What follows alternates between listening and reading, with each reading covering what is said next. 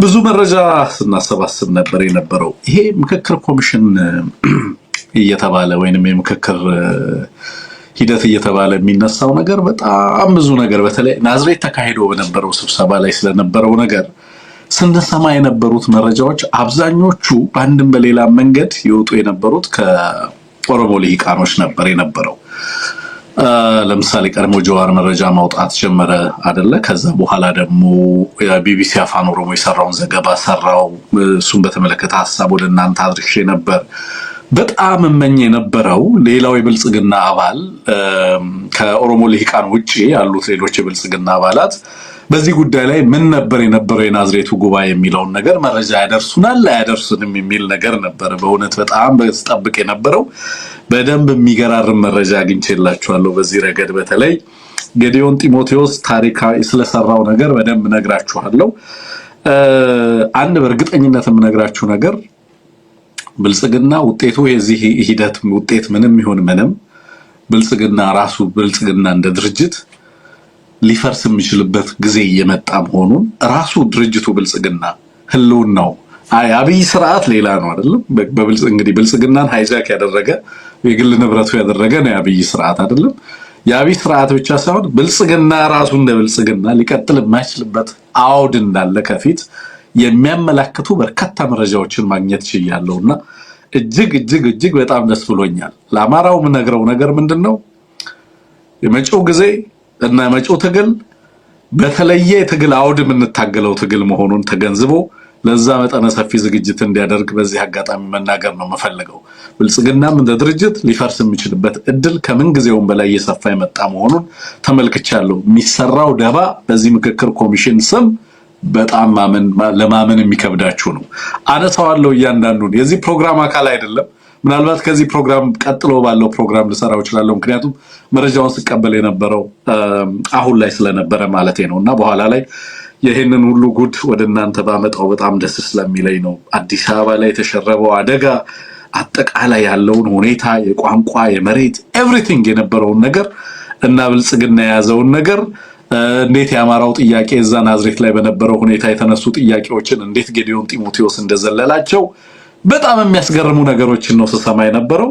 ስለዚህ ሌላ ቀጣይ የትግል ምዕራፍ እጅግ ኮምፕሌክስ የሆነ ደግሞ የትግል ምዕራፍ ብልጽግናን እንደሚጠብቀው በግልጽ መናገር የምችልበት ደረጃ ላይ ደርሻለሁ ለማለት ነው። ምክንያቱም ቅሬታዎቹ እየመጡ ያሉት አሁን ከኦህዴድ ብልጽግና ሳይሆን ከሌሎች አካላት መረጃ ማግኘት መጀመራችን ትልቅ ነገር እየመጣ እንዳለ ማሳያ አድርጌ ወስደዋለሁ።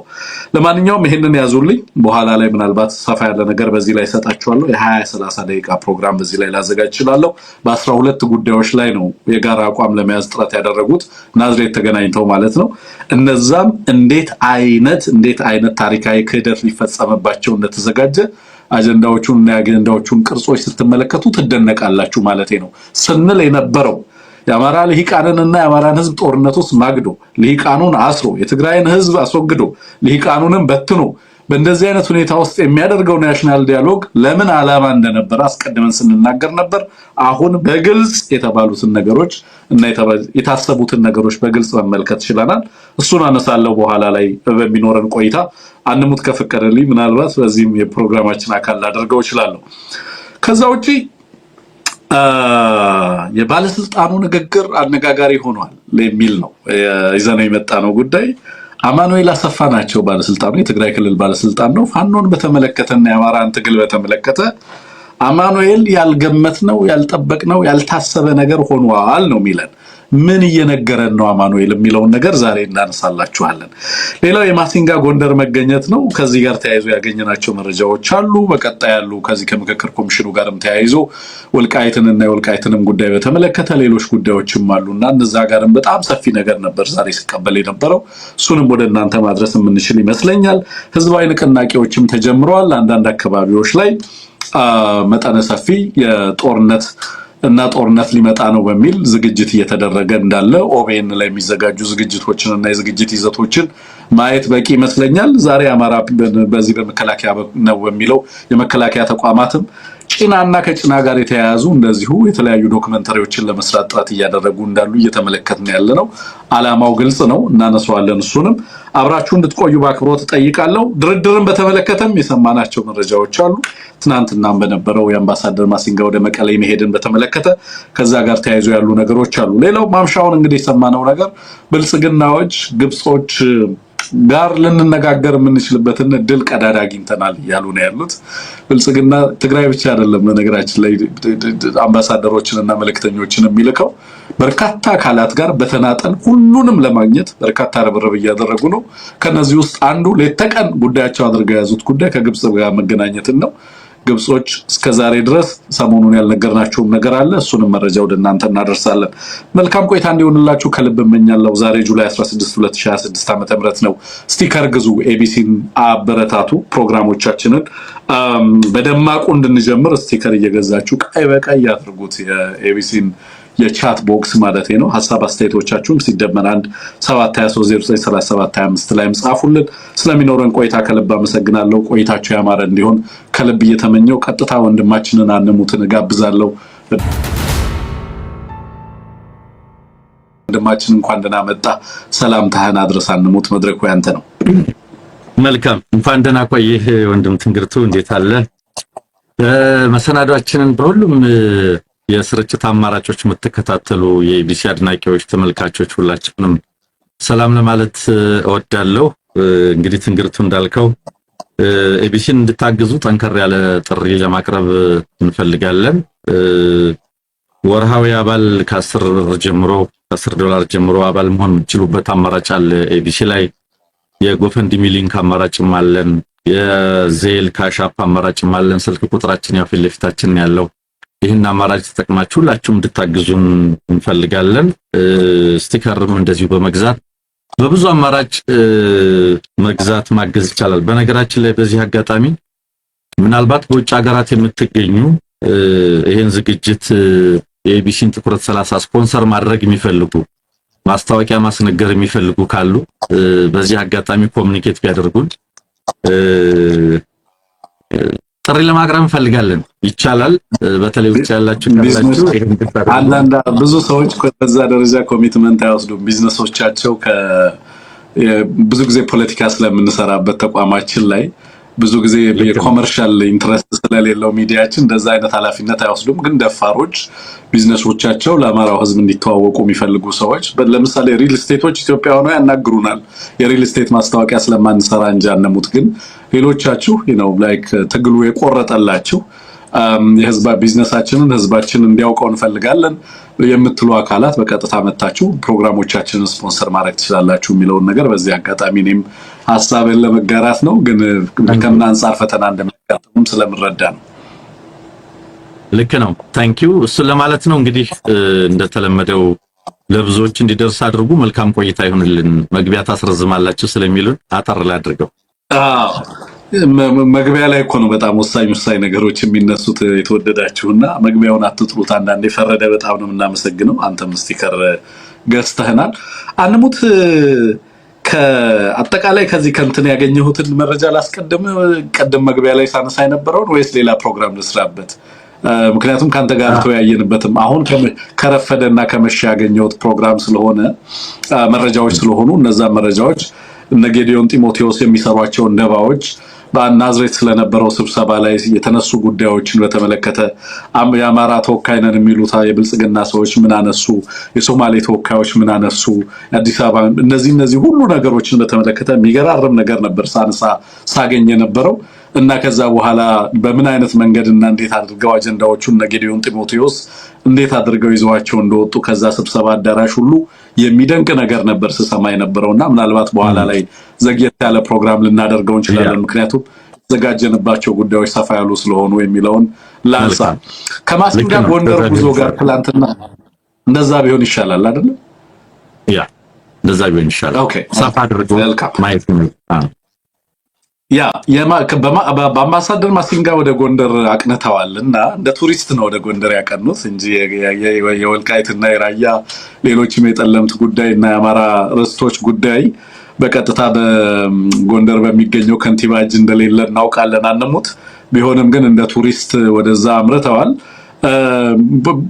ፖለቲካል ኤንድ ዲፕሎማቲክ ጀስቸር ያለው ይመስላል የሚሉ ልሂቃንም አሉ። ትላንትና ካነሳቸው ጉዳዮች ጋር አያይዘ ልትሰጠን የምትችለው ነገር ካለ ትንሽ ልትልበት ትችላለህ። አንሙት ከሱ መነሳት እንችላለን። መልካም። የአምባሳደር ማሲንጋ ጉዞ ያው ዝም ብሎ የአንድ አምባሳደር ጉዞ አይደለም። ዝም ብሎ የአንድ አምባሳደር በአንድ ሀገር ውስጥ የሆኑ ክልሎች ላይ እየተደረገ ያለ ጉዞ አይደለም። የአሜሪካ መንግስት ምን እያለ ነው የሚለውን ነገር የሚነግር፣ ምን እየፈለገ ነው የሚለውን ነገር የሚነግር ብዙ ትርጉም ያለው እንደሆነ ነው መረዳት የሚገባው የሚቻለው። ለምሳሌ ትግራይ ሄደ፣ ከፌደራል መንግስቱ ጋር ይነጋገራል። ትግራይ ሄደ፣ አሁን ደግሞ አማራ ክልል ሄደ፣ ጎንደር ሄደ። ምን ማለት ነው ይሄ? በተወሰነ ደረጃ የተወሰኑ ትንታኔዎችን ለማየት እየሞከርኩ ነበር።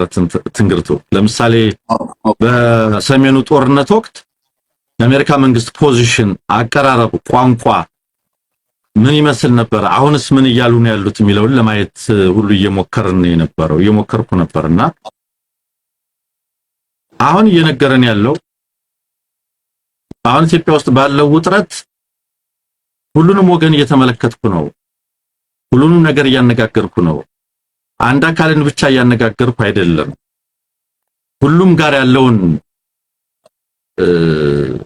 ስጋት፣ ኮንሰርን፣ ግሪቪያንስ፣ ቁጣ ዋቴቨር እየሰማን ነው።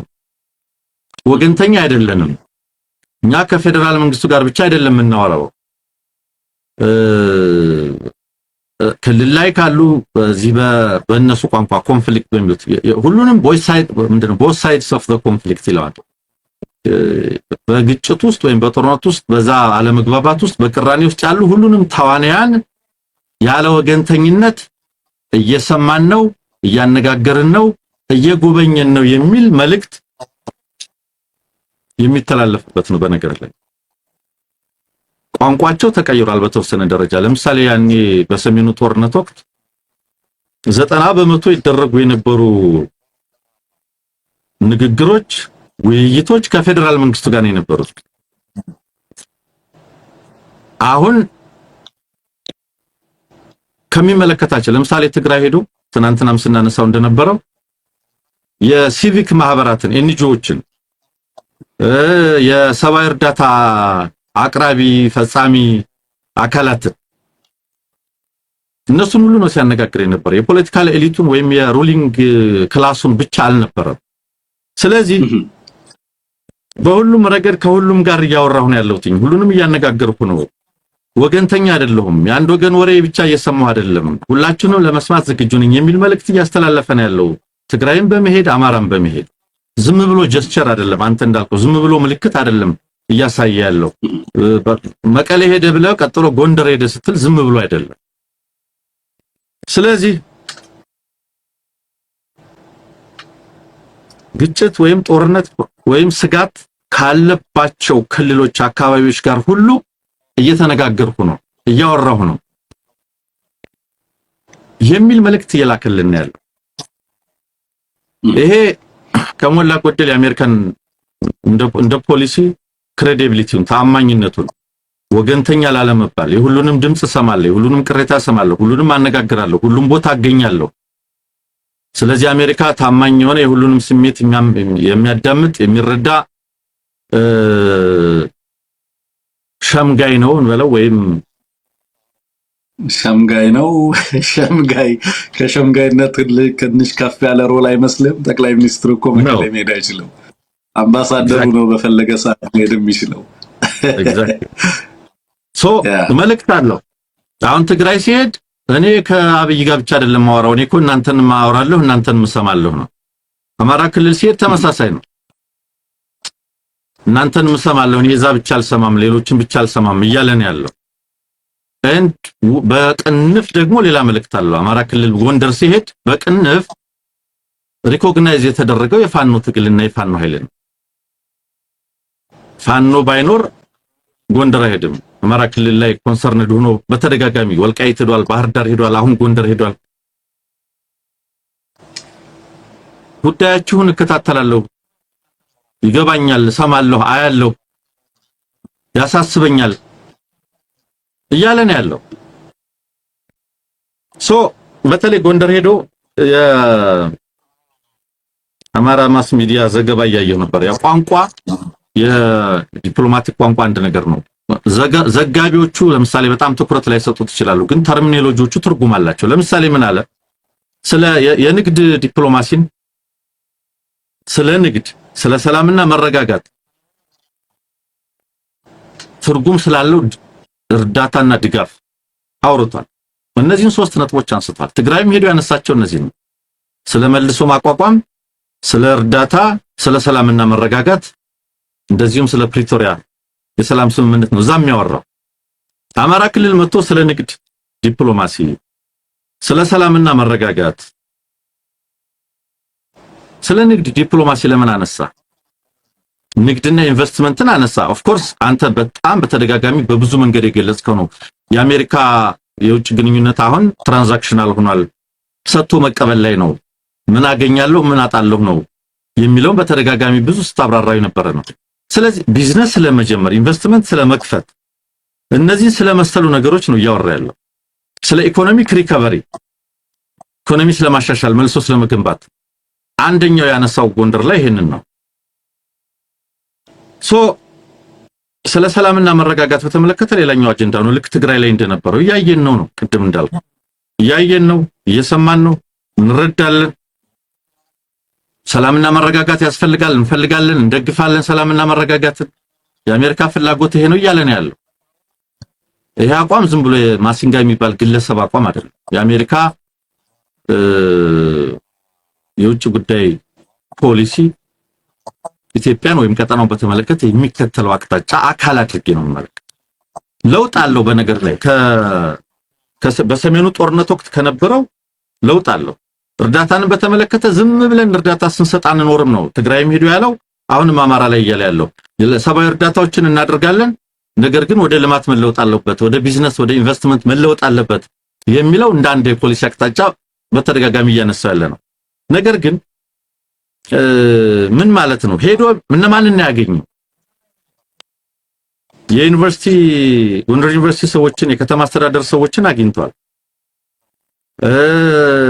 የታሪካዊ ቦታዎች ጉብኝት አድርጓል። እንደ ቱሪስት አይደለም፣ እንደ ቱሪስት ለመታየት አይደለም ያን እያደረገ ያለው። ኢንጌጅመንቱን ከቅራኔ ላይ ካሉት የፖለቲካ ልሂቃን ከገዢዎቹ ከምናምኖቹ በላይ ፐብሊክ የህዝብ እንደሆነ፣ ከህዝብ ጋር እንደሆነ፣ ከነጋዴው ጋር እንደሆነ፣ ከትምህርት ተቋማት ጋር እንደሆነ እሱን ለማሳየት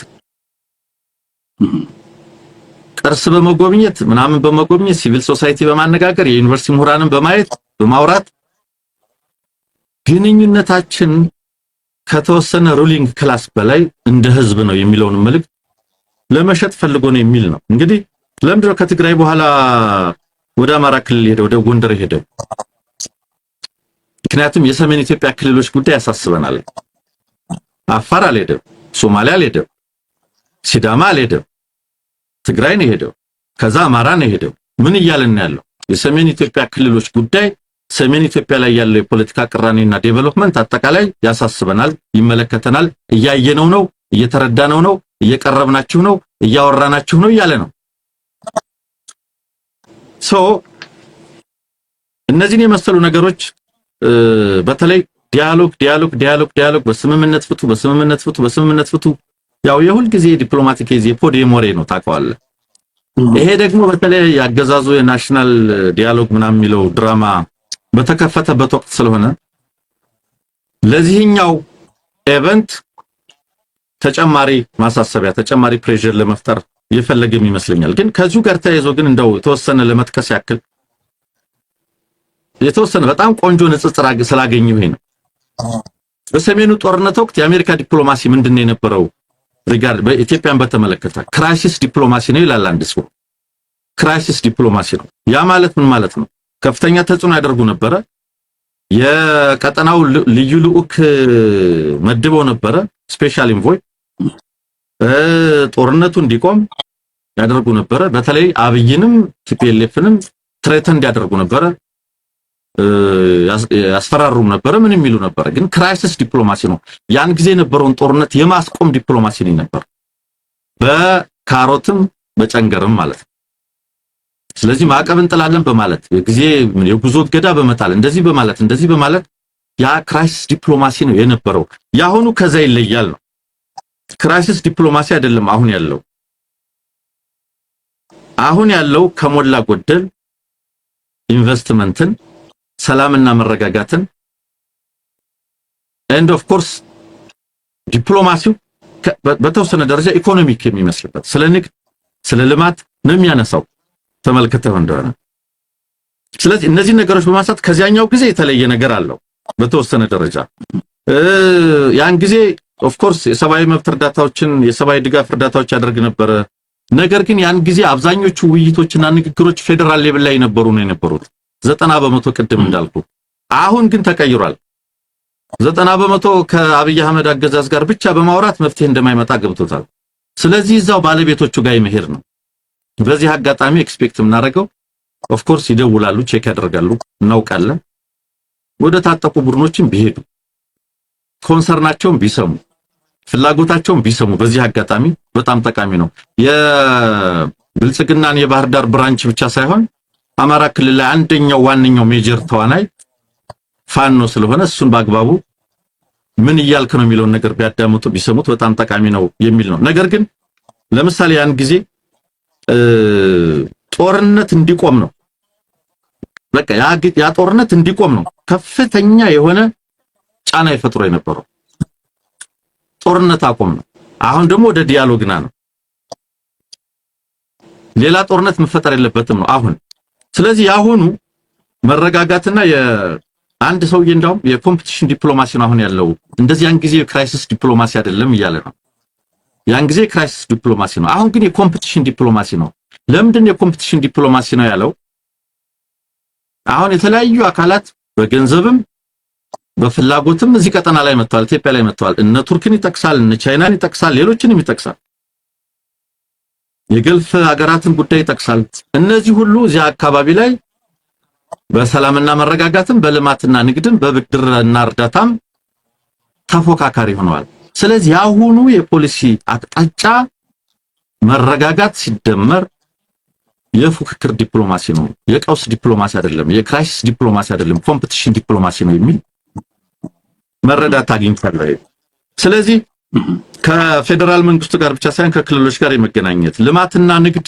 ቀዳሚ ጉዳይ እንደሆነ እርዳታ ብቻ አይደለም ልማትና ንግድ አስፈላጊ ነው አብረን እንስራ ወገንተኛ አይደለሁኝም ሁላችሁንም ነው ማዳመጠው ሁላችሁንም ነው ማየው ሁሉንም ነው የምሰማው የሚል መልእክትም ለማስተላለፍ እየሰራ እንደሆነ በቋንቋ ደረጃም ሰላምና መረጋጋት የኢኮኖሚ ድልና መሰል ጉዳዮች ዋንኛ ክስተቶች መሆናቸውን ነው እንግዲህ ከአዲሱ የአምባሳደሩ ጉዞ የምንረዳው ይሄ ደግሞ የአሜሪካ ውጭ ጉዳይ መስሪያ ቤት ይሄን ቀጠና ይሄንን ሀገር በተመለከተ የሚከተለው ፖሊሲ እንደሆነ ነው ለማየት የሞከርኩት well አንሙት I think ይሄንን እንዳንድ piece of argument ለውሰደው እንዳንድ ማንጻሪያ ወይንም እንዳንድ መመልከቻ I think እሱ ከሚሰጣቸው መግለጫዎችም ጭምር በመነሳት ነው አንሙት ይሄንን ያስቀመጥከው በተለይ ደግሞ የሁማኒቴሪያን አስፔክት አለ እንዳልከው የሰብአዊ አቅርቦት የሰብአዊ ድጋፍ አቅርቦት ላይ ከዛ በኋላ ደግሞ ግድ ሰላምና መረጋጋትን በተመለከተ ሌላው ኢኮኖሚክ ሪከቨሪ እና ዴቨሎፕመንትን በተመለከተ እንዲህ አይነት ነገሮች እንዳሉት ነው ስታነሳልኝ የነበረው I think ዞሮ ቀጠናው እንደዛ አይነት ነገር ውስጥ እየገባ እንዳለ ምንም ግልጽ ነው ጦርነቱ እንዳለ ቀጠናው እያጋጠመው ያለው ቀውስ እንዳለ ሆኖ ብዙ አብዛኞቹ ንግግሮች ከዚህ ጋር ተያይዞ ግን ንግድ ኢንቨስትመንት የሚባሉ ነገሮችም በብዛት እየተወሩ ያሉበት ቀጠና እንደሆነ መረዳት እንችላለን እንዳልከው የዚህ የትልልቅ ሀገራት የመካከለኛ ሀገራት የበርካታ ሀገራት ፍላጎት በተለይ ቀጠናው ላይ ከመንግዜም በላይ ያየለ መምጣቱን ተከትሎ በዛ ውስጥ አሜሪካ ሚኖራት ሚና ቀላል አይደለም የሚባለው እና ከዚህ አንፃር የኢትዮጵያ ሰላምና መረጋጋት ላይ ሚኖራት አቋም የታወቀ ነው በተለያየ መንገድም ሲገልጹት ስለነበረ ማለት ነው የኔን መልከታ ግን ከጠየቀኝ ትላንት ትግራይ ላይ ሄዶ ሶስት ጉዳዮች ላይ ነው አንተም ፕሮግራም ሰርተበታል አንሙት በሶስት ዋና ጉዳዮች ላይ ከትግራይ ከነበሩ ከናማኑኤል ጋር ተገናኝተው ካስቀመጧቸው ነገሮች ውስጥ 3 ነገሮች ላይ ነው በዋናነት ምክክር ያደረጉት። አንደኛው ያው በአማራን ጨምሮ ትግራይ እና በበርካታ ምስራቅና ምዕራብ ኢትዮጵያን ጨምሮ በርካታ አካባቢዎች ላይ መጠነ ሰፊ የድርቅ አደጋ እስካሁን ድረስ እየዘነበ እንዳልሆነ በቀደም እንግዲህ ዘነበ የሚል መረጃ አግኝተናል። በነገራችን ላይ ግን ሁሉም ቦታ ላይ እንዳልሆነ ነው ዛሬ መረጃ እያሳየን ያለው። በርካታ አካባቢዎች ላይ አሁንም የሐምሌ ዝናብ በሐምሌ ውስጥም ጭምር ዝናብ የሌለ መሆኑ እየተነገረ ነው ያለው። ከዚህ ጋር ተያይዞ እጅግ አስፈሪ የሆነ ድርቅ እና ድርቁን ተከትሎ ሊመጣ የሚችል ረሃብ እንግዲህ ታውቃለህ አንሙት ኢትዮጵያ ዝናቡን በነበረ ጊዜ ለወትሮም በረሃብ የምትጠቃ ሀገር ነች። አሁን ላይ ደግሞ በዚህ መጠን የዝናብ አለመኖር በማህበረሰቡ ላይ እየፈጠረ ያለው አደጋ ፍርሃት ቀላል የሚባል አይደለም። ይሄ ወደ ሂውማኒቴሪያን ካታስትሮፍ ሊያድግ ይችላል የሚል መጠነ ሰፊ ስጋት አለና ያንን አስመልክቶ አስቀድሞ ፕላን ለማድረግ የሚያስችሉን ንግግሮችን ለማድረግ ጥረት እየተደረገ ነው ያለው። በትግራይም ያለው አስቀድሞ እንግዲህ ጦርነት አፌክት ያደረጋቸው በከፍተኛ ውድመት ውስጥ ያሉ አካባቢዎች ናቸው። አማራና ትግራይ በመንግስት በታወጀ ጦርነት የሚሰቃይ ህዝብ ነው። ያላለቀውን ህዝብ ደግሞ አሁን ረሃብ መጥቶ እንዲጨርሰው ለማድረግ የተመቻቸ ሰሞኑን እንግዲህ ስትመለከት የነበረው ዳታ እንኳን ለዓለም አቀፍ ሂውማኒቴሪያን ኢንተርቬንሽን የሚያገለግል መሰረታዊ የሰብአዊ አቅርቦት ድጋፍ እንዲደረግ በተለይ በምግብ ዙሪያ ድጋፍ እንዲደረግ ዳታ ሲጠየቅ የተጋላጮችን ቁጥር በመከልከል የሃንገር ዳታ ሪፖርት ኢትዮጵያ እንዳይኖራት የ2026 ሪፖርት ዳታ እንዳይኖር በመከልከል ኢትዮጵያ አሁን ሃንገር ሪፖርት ላይ ሚቲንግ ነው። ሂውማኒቴሪያን ኢንተርቬንሽንን ፕላን ማድረግ አይቻልም። እንግዲህ አስበው ዝናብ አቅርቦቱም የለም። በጦርነት የተጎዳ አካባቢ ነው። ከፍተኛ የሆነ ሰብአዊ አቅርቦት ድጋፍ መጀመሪያ የሚፈልግ የነበረ ነው። ከዛ ባሻገር ደግሞ አሁን ያለውን ዓለም አቀፍ ሁኔታ ታውቀዋለህ። በተለይ በሰብአዊ አቅርቦት ድጋፍ ዘንድ ከፍተኛ የሆነ መቀነስ ነው ያለው በብዙ ሀገራት ላይ። ይሄንን ተከትሎ ሊመጣ የሚችለውን ሰብአዊ ቀውስ መገመት ትችላለህ አንሙት በበርካታ ሀገሪቱ አካባቢዎች ላይ ማለት ነው። ከዚህ ጋር ተያይዞ እንግዲህ ኃላፊነት አለን የሚሉ ጠቅላይ ሚኒስትሩ መቀሌ ከሄደ 5 ዓመት ሆኖታል። መቀሌ መሄድ አይችልም። መቀሌ መሄድ የሚችሉት የአሜሪካ አምባሳደር ናቸው። ስለዚህ እሳቸው ናቸው እየሄዱ በእንደዚህ አይነት ሰብአዊ አቅርቦት ድጋፍ ላይም ፕላን ለማድረግ እየተገደዱ ያሉት። በአንድ በኩል እሳቸው ሆነው ተመለከታለ። ሀገሪቱን እመራለሁ የሚለው ግን ሌላ አካል ነው። በተጨባጭ ግን በሁሉም አካባቢዎች ላይ መሄድ የሚችሉት ግን አንድ አምባሳደር እንደሆኑ ትመለከታል። ከዛ ሁለተኛው እዛ ሄደው የተነጋገሩበት ጉዳይ የፕሪቶሪያ ስምምነትን በመተግበር ዙሪያ ሁለቱም ፈራሚዎች ስምምነቱ ሞቷል እያሉ ስምምነቱ ሞቷል። ያ ስምምነት ከዚህ በኋላ እኛ በዛ ስምምነት አንመራም። ሌሎች አማራጮችን ከዚህ በኋላ ሌሎች ስምምነቶችም ካሉ ሌሎች ስምምነቶችን እንጂ ፕሪቶሪያ የሚባል ስምምነት ከዚህ በኋላ ገዢ ሆኖ ሊቀጥል አይችልም የሚል በተደጋጋሚ ነው መግለጫ የምንመለከተው።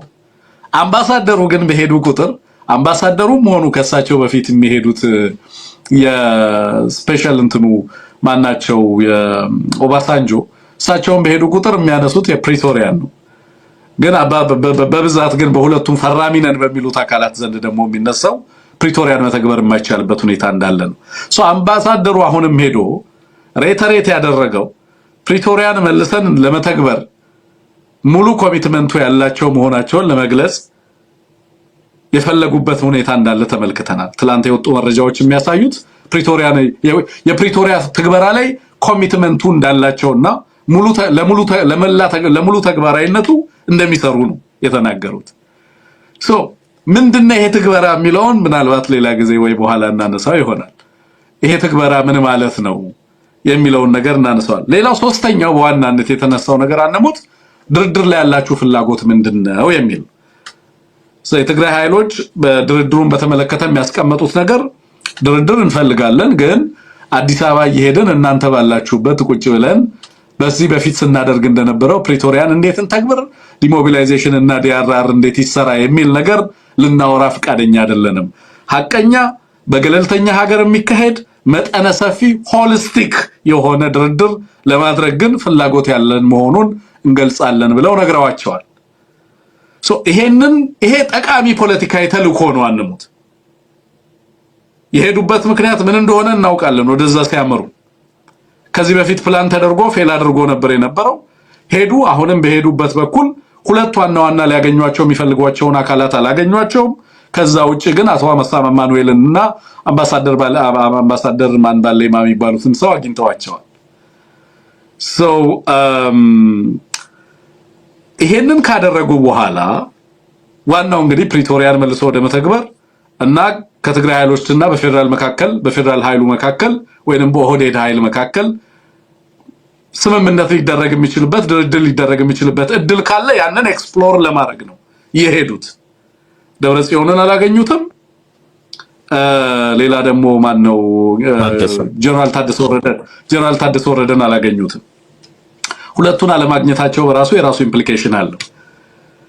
ከዛ ቀጥታ የመጡት አማራ ክልል ነው። የአማራው it's a placebo effect in terms of politics።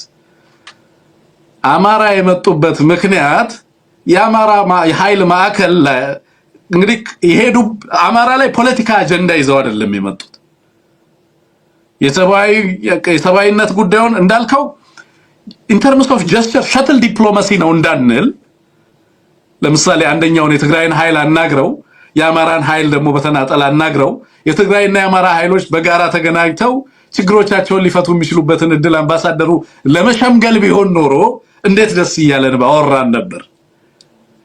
የትግራይ ኃይል ከአማራ ኃይል ጋር የሚገናኝበት እድል የለም። በአምባሳደሩም በኩል የለም፣ በአብይ አህመድም በኩል አይደረግም። ፈጽሞ አይደረግም። ሸትል ዲፕሎማሲ ነው አትለውም። ሸትል ዲፕሎማሲ ሁለት ቅራኔ ያላቸው የምትላቸውን ኃይሎች በተናጠል ማናገርና ወደ መፍትሄ አቅጣጫ ሊያደርስ የሚችለው ነገር ላይ የጋራ ሐሳቦችን መፍትሄዎችን የማፈላለግ ሂደት ነው። እንደዛ ነው እንዳትለው። ከዛም ከትግራይ በኩል ያለውን ሰምቶ በተለይ በዚህ በወልቃይትና በራያ አካባቢ ያሉ ቅራኔዎችን በተመለከተ ለመፍታት ፍላጎቶች አሉ ብለን እንዳናስብ የሚያደርገን በትግራይ ኃይሎችን በዚህ በኩል ካገናገሩ በኋላ በእነዚህ አጀንዳዎች ላይ የአማራውን ኃይል በዚህ አጀንዳ ላይ ለማናገር ቢመጡ ኖሮ ይሄንን ቅራኔ በሁለቱ ህዝቦች መካከል ችግር ሆኖ ያስቸግር የነበረውን የፖለቲካ ቅርቃር ሆኖ ለፖለቲካል ቦትልኔክ ሆኖ ሲያስቸግር የነበረውን ነገር ለመቅረፍ ፍላጎት ሊያሳዩ ነው ወደ የመጡት እንል ነበር። ግን እንደዛ አይደለም። እዚህ ሲመጡ ጎንደር የመጡት የፖለቲካ ኃይሉን የአማራን የፖለቲካ ኃይል ማዕከል ለማግኘት አይደለም። የአማራ የፖለቲካ ኃይል ማዕከል የሚባለው የአማራ የፖለቲካ ኃይል ማዕከል አሁን የሆነው አፋብን ነው። የአማራ የፖለቲካ ኃይል የሚባል ከአፋብን ውጪ የለም። በአማራ ጉዳይ ላይ ልታናግረው የምትችለው የፖለቲካ ኃይል የለም። ሌላኛውን ልታናገር ከፈለክ አብይን ነው የምታናግረው። ምክንያቱም ሌላኛው በአብይ ስራ ያለ ነው። ራሱን ችሎ ኢንዲፔንደንትሊ አብይ ይፈታልናል የሚል ኃይል ነው እንጂ አማራ ችግሩን ይፈታል የሚል ኃይል አይደለም ያኛው ኃይል። ስለዚህ ራሱ የፖለቲካ ማዕከል አይደለም። የፖለቲካ ማዕከል ያልሆነን ኃይል ማናገር የለባቸውም። አምባሳደሩ ስለ ፖለቲካ ሊያወሩት አይችሉም። ምክንያቱም እኔ ፈታዋለሁ የወልቃይትን ጉዳይ የሚል ኃይል አይደለም። አማራ ይፈታዋል፣ እኛ ከትግራይ ጋር በሚኖረን መስተጋብር ልንፈታው እንችላለን የሚል ኃይል የለም። አብይ በሪፈረንደም ወይ በስጦታ ወይ በበጎነት ኦህዴዶች ይሰጡናል፣ ይፈቱልናል፣ ያስፈጽሙልናል እያለ እስከዛሬ ድረስ ህዝቡ ያለ በጀት እንዲኖር አካባቢው ያለ በጀት እንዲኖር ተስማምቶ ከብልጽግና ጋር የሚሰራ ነው። ስለዚህ ይሄንን ኃይል አያናግሩትም። እዚህ ሲመጡ ምን አሉ? ያው የድርቁ ጉዳይ እዛም አለ እዚህም አለ። ስለዚህ ድርቁን በተመለከተ ስለ ፕላን ሊመጣ የሚችለውን ዲዛስተር ፕላን ፕሪፔርድነስ ፕላን በማዘጋጀት ረገድ ሊኖር በሚችል ነገር ላይ ሊያወሩ የሚችሉበት እድል እንዳለ ትገምታለህ። ከዛ ውጭ ግን እንዳልከው ሪከቨሪና በልማትና በሌሎች ጉዳዮች ላይ ስለሚኖር ትብብር ነው። እንዳልከው የሲቪክ ማህበራትን ሊያናግሩ ይችላሉ። ዩኒቨርሲቲዎች የሚሰሩትን ስራ ሄደው ሊጎበኙ ይችላሉ። ግን ሲምቦሊካሊ ግን ምን አይነት ትርጉም ይሰጣል? አንተ እንዳልከው እንደ ፌር ፕሌየር አሜሪካን እንድናስብ ሊያደርግ ይችላል። እዛ መምጣታቸው አይ መቀሌም ሄደዋል፣ አሁን ደግሞ ጎንደር ናቸው፣ ስለዚህ የሁሉንም ችግር እየሰሙ ነው ብለን እንድናስብ ሊያደርግ ይችላል። በት አክቹሊ አይደለም፣ እንደዛ አይደለም። እዛ ፖለቲካ ነው፣ እዚህ ደግሞ ማህበራዊና ሰብአዊ አቅርቦትን በተመለከተ ነው የሚያወሩት። ኦኬ። ስለዚህ በዚህ ጉዳይ ላይ የአማራው የፖለቲካን በአማራና የአማራን የፖለቲካ ፍላጎቶችና ጥያቄዎች በተመለከተ አሁንም አምባሳደሩ አማራን በድርድር ሂደት ውስጥ ለማምጣት የፖለቲካ ማዕከሉ ላይ እንዲመጣ በማድረግ ረገድ የሚያደርጉትና የሚጫወቱት ሚና ውስን እንደሆነ መገንዘብ እንችላለን። ትልቁ ግን ዓላማ የፕሪቶሪያ ስምምነትና አሁን ተጨማሪ ሌላ ጦርነት እንዳይከፈት ለማድረግ እያደረጉ ያሉት ጫና ነው። አብይ አህመድ ያንን እንደ አንድ ስቲክ እየተጠቀመ እንዳለ ትመለከታለህ። በቀጠናው ከቀጠናው ሰላምና መረጋጋት ጋር አገናኝቶ በቀጠናው ላይ ያሉ የኃይሎች ትብብር እንዳይመጣና ጸረ አብይ ትግል እንዳይቀጣጠል ለማድረግ በተናጠል የተለያዩ ኃይሎችን ተናጥላዊ የሆነ ሕክምና ተናጥላዊ የሆነ ኤንጌጅመንት በማድረግ ጊዜ ለመግዛት ጥረት እያደረገ እንዳለ ግን ትመለከታለህ። ይሄ ወደ ትግራይ የተላከው አምባሳደሩ ቢሆንም ወደ ሌሎች አካባቢዎች ደግሞ ሌሎች መንግስታት ሊላኩ እንደሚችሉ መገመት ትችላለህ። ለምሳሌ ወደ ግብጽም የሚልከው አካል እንዳለ ትመለከታለህ። ቢችል ወደ ኤርትራም ሰው መላክ ይፈልጋል። ቢችል አማራውንም በተናጠል በተለያየ መንገድ እንደዚሁ እየበተነ ለማናገርና ጊዜ ለመግዛት የራሱን የፖለቲካ ጥቅም ለማስከበር የሚያስችለውን ፋታ ለማግኘት እንደሚቆምር መጠራጠር አትጠራጠርም ማለት በግልጽ እሱን እንመለከታለን ለማለት ነው። ከዚህ አንፃር ለኔ ፕላሴቦ ነው ያልኩት ለዛ ነው። ፕላሴቦ ማለት ምንድነው? አክቹሊ ህክምና አይደለም፣ ግን ደግሞ እንደታከምክና ህክምና እንዳገኘ ፊል እንድታደርግ ማድረግ ነው። ጉዳይህ እንደታየ እንዲሰማ ማስቻል አእምሮህ ላይ በተጨባጭ ፖለቲካና የፖለቲካ የትልቁ ቲያትር አካል አይደለም፣ ግን አንተ እንደዛ እንዲሰማህ ለማድረግ ጥረት እንደሚያደርጉ ትመለከታለህ ማለት ነው። ትልቁ ቁልፉ ነገር የአምባሳደሩ ጉብኝት ወደ ትግራይ የሄዱበት ጉዳይ ነው። እሱ ጉዳይ ምንድነው የሚለው ነው። አማራን በተመለከተ የሰብአዊ አቅርቦት ድጋፍን በተመለከተ ባለፈውም ባህር ዳር ነበሩ። ከዛም በፊት ወደ ወልቃይት አካባቢ ሄደው ነበር። ባህር ዳር አይ ቲንክ እንደውም በ6 ወር 2 ጊዜ ተመላልሰው ሄደዋል። ከዛ ጋር ተያይዞ ሰብአዊ አቅርቦትን ምናምን በተመለከተ ብዙ ጊዜ ያነሳሉ፣ ስለ ሰላም ያነሳሉ። ግን በተግባር ለአማራ ያላቸው የሰላም እቅድ ምንድነው የሚለውን ነገር እናውራን ጠይቅ ብንል ምንም አይነት በተግባር የተጨበጠ ሊያወሩበት የሚችሉት አንድም ሮድ ማፕ እንደሌለ ግን ትመለከታለህ። ያለው ነገር ምንድነው? ናሽናል ዲያሎጉ ምናልባትም መፍትሄ ሊያመጣ ይችላል። በዛ ውስጥ ያላችሁን ተሳትፎ አካባቢው ላይ ያሉ መጠነ ሰፊ ሰብአዊ ቀውሶች አሉ፣ እነዛን በማረቅ ረገድ ምን አይነት ሚና ይኖረን በሚል ነገር አንዳንድ ነገር ሊያነሱ ይችላሉ። በተጨባጭ ለአማራ የሚሆን ፖለቲካዊና ሰላም ሮድ ማፕ ግን አላቸው ብሎ ማሰብ እንደማይቻል በዚህ አጋጣሚ ማስቀመጥ ይቻላል ማለት ነው። ይሄ አጠቃላይ ኢትዮጵያ ውስጥ በቀጠናው ላይ የሚካሄደው የፖለቲካ ቲያትር አካል ነው። ወደ ትግራይ የተደረገው ጉዞ ሰሞኑን እና አብይ አህመድ በተለያየ መንገድ ሲናገሩት የነበረው እናፈርሰዋለን ሲሉት የነበረው ጽምዶ ምናምን እያሉ ሲያነሱ የነበረው በኤርትራ፣ በሱዳን፣ በግብጽ በሌሎችም ኃይሎች መካከል ትብብሮች አሉ እያሉ የሚያነሷቸው ስጋቶች አሉ። ከነዛ ስጋቶች ጋር ተያይዞ በተለይ በኢትዮጵያ ውስጥ ያለው ቀውስ ከነዚህ ቀጠናዊ ቀውሶች ጋር ተሳስሮ በአገዛዙ ላይ ሊያመጣ የሚችለውን አደጋ በመቅረፍ ረገድ እዛ ትግራይ ላይ የሚካሄደው ጫና ከዚህ ጋር ተያይዞ የሚነሳ እንደሆነ መመልከት ትችላለህ የሚለውን ነገር ነው አንሙት መመልከት የሚችለው። ምናልባት አንድ ዴቨሎፕመንት ከተባለ አንድ ፖለቲካዊ ውጤት ከጉዟቸው ተገኘ ከተባለ እኔ የተመለከትኩት ሐቀኛ ድርድር ለማድረግ ፍላጎት አለን የሚለውን ነገር ህወሓት መግለጹ ነው። አንድ ፕራክቲካሊ በቀጣይ ሊያሰራ የሚችል ነገር ምንድነው ብለህ ብትጠይቅ ይሄ መነሳቱ ነው። ይሄንን ንግግር በሀገር ውስጥ ማድረግ አትፈልጉም? አዎ። ለምንድን ነው በሀገር ውስጥ መነጋገር የማትፈልጉት? በዚህ ምክንያት ከሰላምና ደህንነታችሁ ስጋት አንጻር ነው? አይደለም። የሰላምና የደህንነት ስጋት አይደለም። ፖለቲካው አሁን ባለው ሁኔታ ከአዲስ አበባ ጋር ኢንጌጅ ማድረግን ብቻ የሚጠይቅ ስላልሆነ ሰፋ ባለ ማዕቀፍ ነው መነጋገር የምንፈልገው። ሐቀኛ እንዲሆን፣ ተጨባጭ እንዲሆን እና ተግባር ተኮር የሆነ ንግግርና ምክክር እንዲሆን ስለምንፈልግ አብይ አህመድ የሚቆጣጠረው ሂደት እንዲሆን አንፈልግም። ከሱ ውጪ በወጣ ፍሬምወርክ ነው የምንነጋገረው ነው። አንድ ዴቨሎፕመንት ከተባለ ለኔ እሱ ነው ዴቨሎፕመንት፣ የፖለቲካ ዴቨሎፕመንት ማለት ነው። ይሄንን በዚህ መንገድ ልናነሳው የምንችለው ነው ብዬ ነው ማስበው። የምትጨምረው ነገር ካለ አንሙት እድል ሰጣለሁ። መልካም። አንድ ሁለት ነገር ለመጨመር ነው። በነገር ላይ የአምባሳደሩ ጉብኝት በመሰረታዊ ይዘቱ የትግራይ ጉብኝቱም የአማራ ጉብኝቱም ልዩነት አለው ብያ ላይ ምን በግሌ በእኔ አንደርስታንድ ልዩነት አለው የማልለው ምንድነው? ትግራይም ሄዶ ከነፍስ አድን የአስቸኳይ እርዳታ ሁኔታዎች ወደ ዘላቂ የልማት ስራዎች ይገባ ነው ያለው። አማራ መጥቶ ስለ ንግድና ኢንቨስትመንትና ዘላቂ ልማት ነው እያወራ ያለው። በመሰረታዊ ልዩነት ያለው አይደለም። በፍሬ ነገር ብትመለከተው ትግራይ ሄዶ ስለ ሰላምና መረጋጋት ነው ያወራው። አማራ ክልል መጥቶ ስለ ሰላምና መረጋጋት ነው ያወራው። የትግራይን ሰላምና መረጋጋት ሲያነሳ እዛ ያለ ብቸኛ መውጫ መንገድ ብለው እነሱ የሚመለከቱት የፕሪቶሪያውን የግጭት ማስቆም ስምምነት ነው።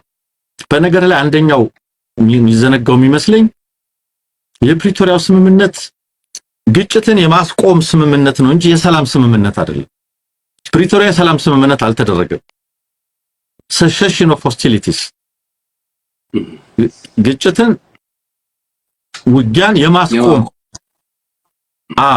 እሱን ለማስቆም ነው እንጂ የሰላም ስምምነት አይደለም የተደረገው። አሁን በአሜሪካኖቹ አይን በሌሎችም የውጪ ታዛቢዎችን በለው ወይም ያገባናል ባዮች አይን በትግራይና በፌደራል መንግስት መካከል ያለውን ቅራኔ ለመፍታት የተሻለውና ቢያንስ ለጊዜው ያለው ብቸኛ ኢንስትሩመንት ወረቀት ላይም ቢሆን ያለው በተግባር ቢጣስም ቢሞትም የፕሪቶሪያው የግጭት ማስቆም ስምምነት ነው ብሎ ነው የሚያስቡት። የፕሪቶሪያው ስምምነት የሰላም ስምምነት አይደለም፣ የፒስ አግሪመንት አይደለም። ተኩስን ግጭትን የማስቆም ነው። ስለዚህ ተኩስን ግጭትን የማስቆሙ ስምምነት ሲበላሽ ወደ ግጭት ተመለሳለን፣ ወደ ሌላ ወደ ምንም አይደለም። ልክ ያ ስምምነት ሲበላሽ ሲቆም ወደ ነበርክበት ተመለሳለህ። ያ ማለት ወደ መታኮስ ተቀጥላለህ ነው ያ ስምምነት ሲቆም ደክሟቸው ካልተውት ሁለቱ አካላት። ስለዚህ ሰላምና መረጋጋት ሁለቱም ክልል ላይ ያወራው ነው። ልዩነቱ ምንድነው? ትግራይ ላይ ስለ ፕሪቶሪያ ያወራ፣ አማራ ክልል ላይ ግን ስለ ሰላምና መረጋጋት ሲያወራ የአማራ ክልል ቅድም አንተ እንዳልከው የአማራ ብልጽግና የሚባለውን ስብስብ ማውራትና አብይን ማውራት መሰረታዊ ልዩነት የለውም። አረጋ ከበደን ሄዶ በማውራት የአማራ ክልልን ሰላምና መረጋጋት ጉዳይ ምንም የተለየ ገጽታ፣ ምንም የተለየ ፖሊሲ፣ ምንም የተለየ እርምጃ ውስጥ ሊከተው የሚችል ነገር አይደለም። ዋነኛውን አክተር ቅድም አንተ እንዳልከው ፖለቲካል ሴንተሩን የቅራኔ ማዕከሉ አፋብንን በዚህ ጉዳይ ላይ ማነጋገር፣ መምከር፣ ሐሳብ ማቅረብ ባልተቻለበት የ4 ኪሎ ቅርንጫፍን በማውራት ክልሉን ስለሚያስተዳድር ኮታንኮት ምንም የተለየ ሰላምና መረጋጋት ውጤት ሊመጣ የሚችልበት ሁኔታ የለም። ፎርዛት ማተር ወልቃይት ሄዶ እኮ እነ ደመቀ ዘውዱን አግኝቷል። ኦኬ አፋብንን ለማግኘት በአካል ይቸገር ይሆናል። ከወሰኑ ግን ይቸገራሉ ብዙም ብዬ አላስብም። ፍላጎቱ ካለ በሁለቱም ረገድ ፍላጎቱ ካለ ዞሮ ዞሮ ግን የአማራ ክልል ሰላምና መረጋጋት ጉዳይ አሳስቦት ከሆነ የሄደው አምባሳደሩ የአማራ ክልል ሰላምና መረጋጋት ጉዳይ አንድም 4 ኪሎ ነው ዋነኛው የዚያ ክልል የሰላምና መረጋጋት ጥያቄ ያለው 4 ኪሎ ነው። ትግራይ ቨርሰስ ፌደራል መንግስት ነው። አማራ ክልል ስትሄድ ምንድነው አፋብን ቨርሰስ 4 ኪሎ፣ አፋብን ቨርሰስ የ4 ኪሎ ቅርንጫፍ ክልሉ ላይ ሚሊሻና አማራ ቨርሰስ አገዛዙ ነው። ቤዚካሊ አፋብን እንዳንድ የአማራ ህዝብ ወካይ ድርጅት ይሁን እንጂ በዋናነት በአማራ ህዝብና በአገዛዙ መካከል ያለ ቅራኔ አድርገን ልንወስደው እንችላለን። የአማራ ህዝብ ቅራኔ በነገራችን ላይ ከአማራ ክልል መንግስት ጋር ያለ ቅራኔ አይደለም። ማለት አማራ ክልል መንግስት የለውም ብሎ ስለሚያምን አማራው በቀጥታ ከአገዛዙ ጋር ያለ ቅራኔ ነው ማለቴ ነው። ከአገዛዙ ጋር ማለት አማራ ክልል መንግስት የሚባል አሁን ብዙ ጊዜ አብይ ምንድነው የሚለው አንሞት እዛ ከክልሉ መንግስት ጋር ተደራደሩ እኮ ይላል አይደለ? ማለት ቅራኔውን የሪጅናል አጀንዳ ላይ ያደርገው ይሞክራል። ከክልሉ መንግስት ጋር ያለ ቅራኔ አድርጎ ማለት አምባሳደሩን መተው ለምሳሌ ክልሉ ላይ ሰላምና መረጋጋት ምናምን ሲሉ አማራ ሰላምና መረጋጋት የሚጠፋው ህዝብ አይደለም። የልማትና የምናምን ንግድና ሌሎች ነገሮች ሲያወሩ የልማትና ምናምን ጉዳይ አይደለም። ከአማራ ከዚህ ይሄንን ሁሉ መስዋዕትነት እንዲከፍል እያደረገው ያለው የአማራ ህዝብ ጥያቄ ፖለቲካዊ ስብራት ነው። በሀገር አቀፍ ደረጃ የቀረበ የናሽናል የአማራ ኩዌስችን አለ። ይሄ ጥያቄ ደግሞ በሀገር መንግስቱ ላይ የደቀነው አደጋ በኢትዮጵያ መንግስትና በአገዛዙና በአማራ ህዝብ መካከል እየተደረገ ስላለው ያለውን ጦርነት ወለደ። ስለዚህ ፖለቲካዊ የሆኑ ጉዳዮችን አምጥተህ እዚህ ጋር በኢኮኖሚ ተርም ወይንም በንግድ ተርም ልተረጉማቸው ብትሞክር በእርግጥ እንዴት አይነት ዘላቂ ሰላምና መረጋጋት ሊመጣ እንደሚችል አላውቅም። እዛ መጥተው የሚናገሩትም ነገር ከምን አንፃር መፍትሄ ሊያመጣ እንደሚችል ዝም ብሎ ከሲምቦሊክ ጀስቸር ከዘለለ ከተምሳሌ ከምልክታዊነት የዘለለ በተጨባጭ የሚያመጣው ለውጥ አለ ብሎ ለማሰብ የሚያዳግት ነው ለማለት ነው። አንሞት ትክክል እንትኑ የቅራኔ መቋጫ ሰፊ ነው። እንደው ከአማራ ክልል ጋር ወይም ክልሉን እመራለሁ ከሚለው ኃይል ጋር ቅራኔ የለንም የሚል መደምደሚያ እንዳይወሰድ ቅራኔ አለ እና ቅራኔው ከክልሉ መንግስት ምንም ነሰሰሊ ከክልሉ መንግስት ብቻ የሚመነጭ አይደለም ማለት ነው። የክልሉ መንግስት ምንም ነው ለአማራ ማለት ነው የለም እንዳለም አይቆጥረውም ነው። የክልሉ መንግስት ሚሊሻ ከመመልመል ውጪ እና በጠላት ፍላጎት ከመቀረጽ ውጪ ራሱን የቻለ ልዩ ባህሪ ያለው የመንግስትነት ፍላጎት ያለው በአማራ ላይ ሊያመጣ የሚችለው ቪዥን ያለው እኮ አስተዳደር አይደለም። በጠላት ፍላጎት ተቀርጾ አማራ ላይ ጦርነት ከማሳለጡ ውጪ ማለት ነው። በዋናነት የአማራው ናሽናል ኩዌስችን በአማራ ክልል አለ በሚባለው መዋቅር የሚፈታ አይደለም ለማለት ነው። በዋናነት እሱ አይደለም ትኩረታችን ማለት እኔ ምንድነው ለማለት የፈለኩትኝ የአማራ ህዝብ ትግል ግልጽ ነው። የህልውናና የፍትህ ርትዕ ነው። እነዚህ የህልውናና የፍትህ ርትዕ ጥያቄዎች ውስጣዊም ናቸው ውጫዊም ናቸው ነው ዲፊኒሽናቸው። አብይ አህመድና የገዢ ቡድኑ ፌደራል ላይ ያለው የአማራ ህዝብ ጥያቄ እዛው በክልሉ የሚያልቅ እዛው የሚያበቃ እዛው የምትፈቱት እዛው የምትነጋገሩበት ምናምን አድርጎ አጥብቦ እዛው ሊጨፈልቀው እንደሚፈልግ እንረዳለን። እንደተጠቀስከው የአማራ ህዝብ የህልውና ጥቃቶችና የፍትህ ርትዕ ጥያቄዎች አዎ ውስጣዊም ናቸው አዎ ውጫዊም ናቸው። በአብዛኛው ደግሞ ውጫዊ መዋቅራዊና ህጋዊ በፖሊሲ በህግ በምን የተቀመጡ እንደሆኑ እናውቃለን። ከውስጣዊ ቅራኔዎች አሉ ውስጣዊ የህልውና አደጋዎች አሉ ሲባል ሰብሚሲቭ የሆነውን ሪፕሬዘንት ወኪል ይሄንን የገበረው ወኪል በጠላት ፍላጎት ልክ ተቀርጾ የተቀመጠው ወኪል መዋቅር የክልል መዋቅር የወረዳ የዞን ይዣለሁ የሚለው መዋቅር የህልውና ጥቃቱ አካል ስለሆነ ይሄ አካል መወገድ የዚህ አካል መጠረግ መሰረታዊ አንደኛው የውስጥ ህልውናን የማረጋገጥ ሂደቶች አንደኛው ምዕራፍ በዚህ ሰብሚሽን ያለው ብዬ ነው የፌደራሉ ኤክስቴንሽን ነው ይሄ አካል ብዬ ነው እኔ መቆጥረው እንዳልኩ ኢንስትሩመንት ኦፍ ኦፕሬሽን ነው የዛ የፌደራሉ መንግስት አማራን የማጥቂያ በትር ነው እንጂ የራሱ ህልውና ያለው የፖለቲካ ኤጀንሲ ያለው ኃይል አይደለም በሚል ነው ላቀርበው ስሞክር የነበረው ነኝ። ይሄም እንዲህ ያለው ደካማ ወኪል ላለፉት 30 ዓመታት ማጥቃቱን ማስጠቃቱን አላቆመም። መዋቅር መያዙን አላቆመም። ዛሬም የቱንም ያህል ህልውና የለውም ብትል ዛሬም ሚሊሻ ለመመልመል አድማ ብተና ለመመልመል በጀቱን የአማራን ህዝብ በጀትና ሀብት ለአማራው ማጥፊያ ለመዋል የቦዘነ ለዚያ የሰነፈ ኃይል አይደለም። ስለዚህ የአማራ ህዝብ ቅራኔ በመሰረታዊነት በአማራ የታጠረ ነው እያልኩ አይደለም። ግልጽ መሆን አለበት።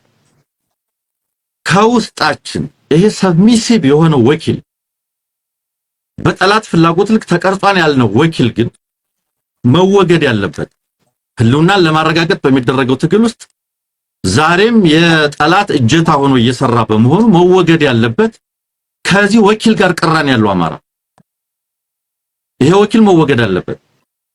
ክልሉ ላይ ያለ መዋቅራዊ ሌላም ሁኔታ መለወጥ አለበት።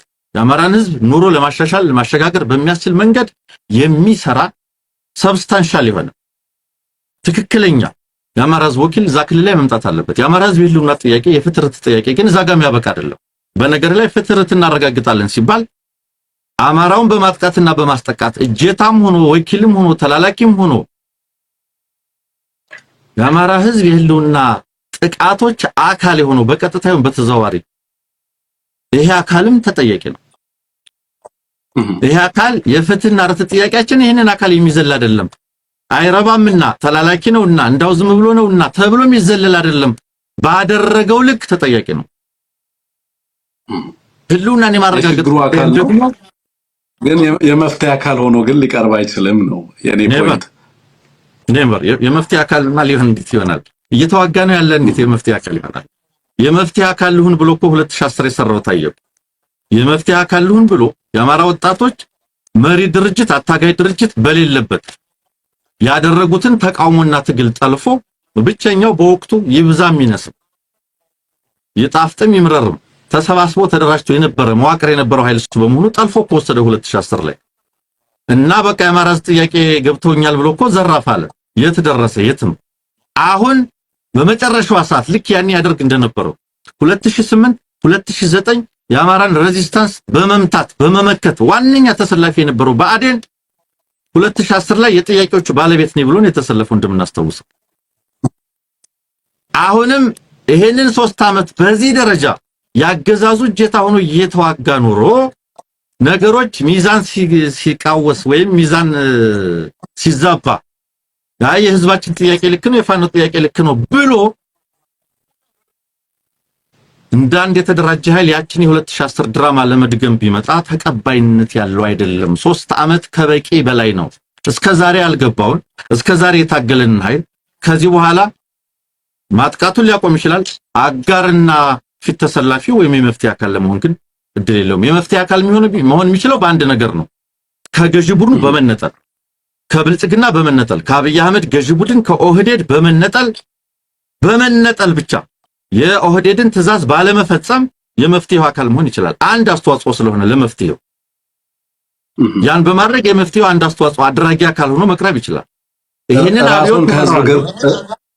ራሱን ወደ ህዝብ ትግል መመለስ ነው። ወደ ህዝባዊ ትግሉ መምጣት እንደው ቢያንስ ነው የምነግርህ የዚህ ክፉ ገዢ ቡድን ተላላኪ ባለመሆን በማመጽ እምቢ በማለት መቃብር አይደለሁም 3 ዓመት ወገኔን ወግቻለሁ አስወግቻለሁ ተላልካለሁ ያኔም ተላልከናል ነው ምናምን ነው ሲሉ የነበረው። አሁን ግን አትሊስት ሪፍሬን በማድረግ ያንተ አካል አይደለሁም በማለት የትግሩ አካል እንዲሆኑ አይደለም ቢያንስ ያንተ አካል አይደለሁም በማለት ራሳቸውን ችለው አምኒስቲ በመጠየቅ ፋኖ አስተዋጽኦ ሊያደርጉ ይችላሉ። ይሄ ነው ትልቁ አስተዋጽኦአቸው። ትግል ለመምራት ትግል ለምትለ ይሄ ኢዛንቲን ከበል ይሄንን እንደ አጀንዳ ማንሳትም አይገባም። ዞሮ ግን ምልልህ ነው የፈለኩት የአማራ ህዝብ የህልውና ፍላጎት ጥያቄዎች ትግል የፍትርት ጥያቄዎቻችን ውጫዊም ውስጣዊም ናቸው። ውስጣዊ ናቸው ማለት አብይ አህመድ እንደሚሉት እዚያው በውስጥ ጨርሱ እንደሚባለው በውስጥ ተጀምሮ በውስጥ የሚያልቅ አድርገው ሊያቀርቡት እንደሚፈልጉት አይደለም። እንዳውም አሁን የአማራ ህዝብ ጥያቄ በጣም ሰፊ በጣም ትልቅ ቀጠናዊ ቁመናውም ቀጠናዊ ሆኗል። ቀጥሎ በመታነሳው የፋኖ እድገት ያልጠበቅነው ያላሰብነው እንደተባለው እንዴት ምን አይነት ቀጠናዊ ቁመና ይዞ ነው የሚለው እናነሳዋለን። በዚህ ደረጃ ላይ የሚገኙ በመሆኑ ሄደህ አዴፓ ብልጽግና የሚባለውን ስብስብ በማውራት የአማራ ክልልን ሰላም ማድረግ አይቻልም። ማሲንጋ ማየት መመልከት የነበረበት ይሄንን ነው። አረጋ ከበደ ጋር 300 ስብሰባ ቢሰበሰብ የአማራን ህዝብ መሰረታዊ ቅራኔዎች እስካልተገነዘበ ድረስ የአማራን ህዝብ ትግልና ታጋዮች እስካላነጋገረና ጉዳዩን እስካልተረዳው ድረስ አማራ ክልል ላይ የፈለገውን ያክል የተከሸነ የተሞሸረ የሰላምና መረጋጋት አጀንዳ ቢዘራ ቢነዛ ቢወጋ መፍትሄ ሊመጣ አይችልም። ትግራይ ላይ ሄዶ ሲያወራ ለምንድን ነው ትግራይ ላይ ሄዶ ይሄን ማውራቱ ትንሽ ስትራክቸራል በፍሬምወርክ ደረጃ ትርጉም የሚኖረው? ቢኮዝ እዛ ያለው ትግራይ ቨርሰስ ፌደራል መንግስት ነው። አማራ ክልል ላይ ያለው አማራ ቨርሰስ ፌደራል መንግስት ፕላስ ተላላኪው ስለሆነ ነው። ተላላኪውን በማውራት የአማራንና የፌደራሉን መንግስት ቅራኔ መፍታት አይቻልም። የሄደው ተላላኪውን ሊያወራ ነው፣ ቅርንጫፉን ሊያወራ ነው። ይሄ ተላላኪው እኮ የአማራውንም ለምሳሌ ትግራይ ትላንትና ለምሳሌ በነበረ ስብሰባ ላይ ለአምባሳደር ማሲንጋ ትግራይ ስለገጠማት ሰብአዊ ቀውሱ፣ ማህበራዊ ሁኔታው፣ ፖለቲካዊ ቀውሱ፣ አገዛዙ ስለሚፈጥራቸው በህዝብ ላይ ስለደቀነው አደጋ በደንብ ፕሬዘንቴሽን ተደርጎላቸዋል። አሁን አማራ ክልል ሲሄድ ማን ነው የአማራን ህዝብ ጥያቄ ፕሬዘንት የሚያደርግለት? የአማራ ህዝብ መከራ የገጠመው ፈተና ወደ እንደዚህ ትግል የገባበትን ምክንያት ሊነግሩት የሚችሉ አካላት ኮሪደሩን እናስጎብኝ ከማለት ውጪ ምንም የሚናገሩት ነገር አለ? ያሙለታል እና ቀደም የምትለው አማራውን ያሙለታል። ቢያንስ እንደዛ ያደርጋሉ። እና መቼም አምባሳደር ማሲንጋ ወደፊት የሚጽፈውን ሚሞር እናያለን። እነዚህ አካባቢዎች ላይ ጉብኝት ሲያደርግ ምን እንደሚነግሩት ምን ብሎ እንደሚጽፍ ለማንበብ ጓጓለሁ እውነት ለመናገር። ለማንኛውም አንሙት እንዳልከው አይ ቲንክ ማጣጣቃለን ነው። ይሄንን ጉዳይ ወደ ሌሎች ርዕሶቻችን ብናልፍ ጥሩ ነው የሚሆነው።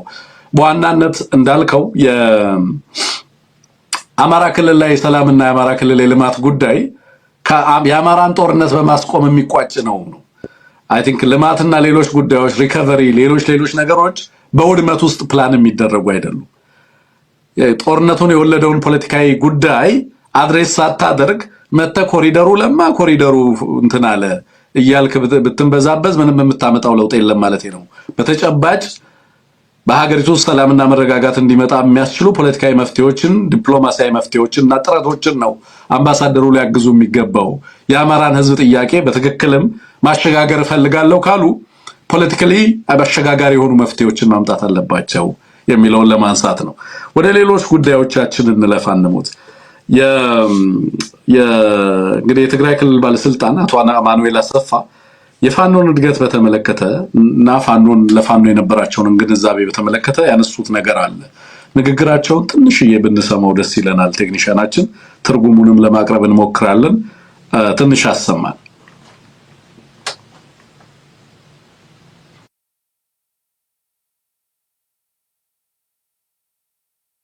አሞንጎ በስርዓት ብልጽግና አሞንጎ ፋኖን بدرونن بأوروبلان نستحجز بمدافع استحجز وق خكاي زخل حيلي قام حراك فطر يلو من حسيو زي مناسي محراك بقاطع متأخخي ومسفطروا ونجار يكونن السرعات بعلو يسفطروا زلوا السرعات صار هزبيو هزب خاء نهي من باب تفطروا مسل له كنبر ودابتات يزفطر كنبر عقمتات يزهلز سلازي يزي يخون له مالت ይሄ አይደለም ቴክኒሻናት you got it wrong እኛ ምን ፈልገው የነበረው ነገር ይሄ አልነበረም። እኔ ላኩልህም ይሄ አልመሰለኝም። ይሄ ችግሩ እንዴት እንደተፈጠረ የሚያነሳበት ነው። የፌደራል ስርዓቱ አማራ ክልል ያለውን ቀውስ ራሱ እንዴት እንደፈጠረው የሚያነሳበት ነው። ከዛ ውጪ ግን አማራውን በተመለከተ አማኑኤል የሚናገረው እንዴት ፋኖ 70 ሚሊዮን የሚጠጋ አማራን አንቀሳቅሶ አነቃንቆ በቀጠናው ላይ ምን አይነት ኃይል እንደፈጠረ ማናችንም ፋኖ እዚህ ደርሳል ብለን ማን እንግዲህ ፕሪቶሪያ ላይ የነበረ ተወያይም በለው ፌደራል ነኝ የሚለውም ጦርነት ያወጀውም አካል የትኛውም ኃይል ይሄ ሊፈጠር ይችላል ብሎ ፈጽሞ ያልገመተው ነገር አንሙት በቀደም ስታነሳ ነበር። በኢዜማ ግምገማ እንደውም የአማራ ክልል ኦፕሬሽን ኢዜማ ነው ፕላን ያስገባው ለኦህዴድ በ7 ቀን ውስጥ ነው የሚጠናቀቀው ብሎ ዲስአርማመንቱ አማራን ትጥቅ ማስፈታት የ7 ቀን ፕሮጀክት ነች ብሎ ኢዜማ ሁሉ የተስማማበት እንደነበረ ስታነሳ ነበር። ምናልባትም አብንም የራሱን ግምገማ አስገብቶ ሊሆን ይችላል። ምናልባት አብን በ5 ቀን ወይ በ6 ቀን ሊጠናቀቅ እንደሚችል ገምቶ ሊሆን ይችላል። ኢዜማ ግን በጣም ተጠንቅቆ በጣም ሲሪየስ ሌቭል ኦፍ አኪዩሬሲ የገመተው እስከ 1 ሳምንት ይወስዳል። አማራን ትጥቅ ማስፈታት በሳምንት ውስጥ የሚጠናቀቅ ተግባር ሊሆን ይችላል። 7 ቀን ነበር የገመትነው ነው የሚለው። አማኑኤልም ማናችንም እንደዚህ አይነት ነገር የገመትነው አልነበረም። ማን እንደዚህ ይሆናል ብሎ ገመተ የሚል ነገር ነው የሚያነሳው። እሱን ካገኘ አስደምጠን ያንን ንግግሩን ካላገኘ አንሙት ሐሳቡን ማጋራት ትቀጥላለህ። ምን ማለት ነው ትርጉሙ? ምን አይነት ፖለቲካዊ ትርጉም ይሰጣል የሚለውን እናንሳ ብዬ ነው። አድማጭ ተመልካቾቻችን ፕሮግራሙን ላይክ አድርጉ። ኤቢሲን ሰብስክራይብ ያላደረጋችሁ ሰብስክራይብ አድርጉ እንዳትረሱ። ሰብስክራይብ ማድረጋችሁን እንዳትረሱ። ለኛ ይጠቅመናል፣ ሌላ ነገር የለውም። እናንተን አይጎዳም፣ ለኛ ግን ፕሮግራሙ እንዲዳረስ ስለሚያደርግ ማለት ነው። ፕሮግራሙንም ላይክ አድርጉ። አንሙት ሐሳብን መቀጠል ትችላል። መልካም የአማኑኤል ንግግር በትርጉም ሰምቻለሁ። እኔም ማን ጠበቀ? ማን እንደዚህ አሰበ? ይሄን ያክል ሰራዊት በብርጌድ በእንደዚህ ያደራጃል፣ 70-80 ሚሊዮን አማራን በዚህ ደረጃ ሞቢላይዝ አድርጎ አደራጅቶ ይመራል፣ እንዲህ አድርጎ ድል ያደርጋል ብሎ ማን ጠበቀ? ማን አሰበ? ግን ሆነ፣ ተደረገ ነው የሚለው። ይሄ ባይዘው የአማኑኤል ንግግር ወይም የአማኑኤል እምነት ብቻ አይደለም። አማኑኤል ሚዲያ ላይ ስለወጣ እንጂ ይሄ የብልጽግና ሰዎች ካድሬ ከላይ እስከታች የሚያምኑበት ነው። ይሄን የአገዛዙ የጸጥታና ወታደራዊ ተቋማት አመራሮችም ከላይ እስከታች የሚያምኑበት ነው። ይሄ ብዙዎቹ ቀጠናዊ ኃይሎችም የሚያምኑበት ነው። ይሄ ብዙዎቹ በኢትዮጵያ ፖለቲካ ውስጥ የሚሳተፉ ኤሊቶች ልሂቃን የሚያምኑበት ነው። ይሄ ለብዙዎቹ ለአንዳንድ አማራዎችም ተመሳሳይ ስሜት የሚፈጥር ነው። ምክንያቱም የቅራኔውን ጄኔሲስ ስለማያውቁት ኦኬ ምናልባት ድምጹን አግኝቶት ከሆነ እሺ እንስማው ይሄንን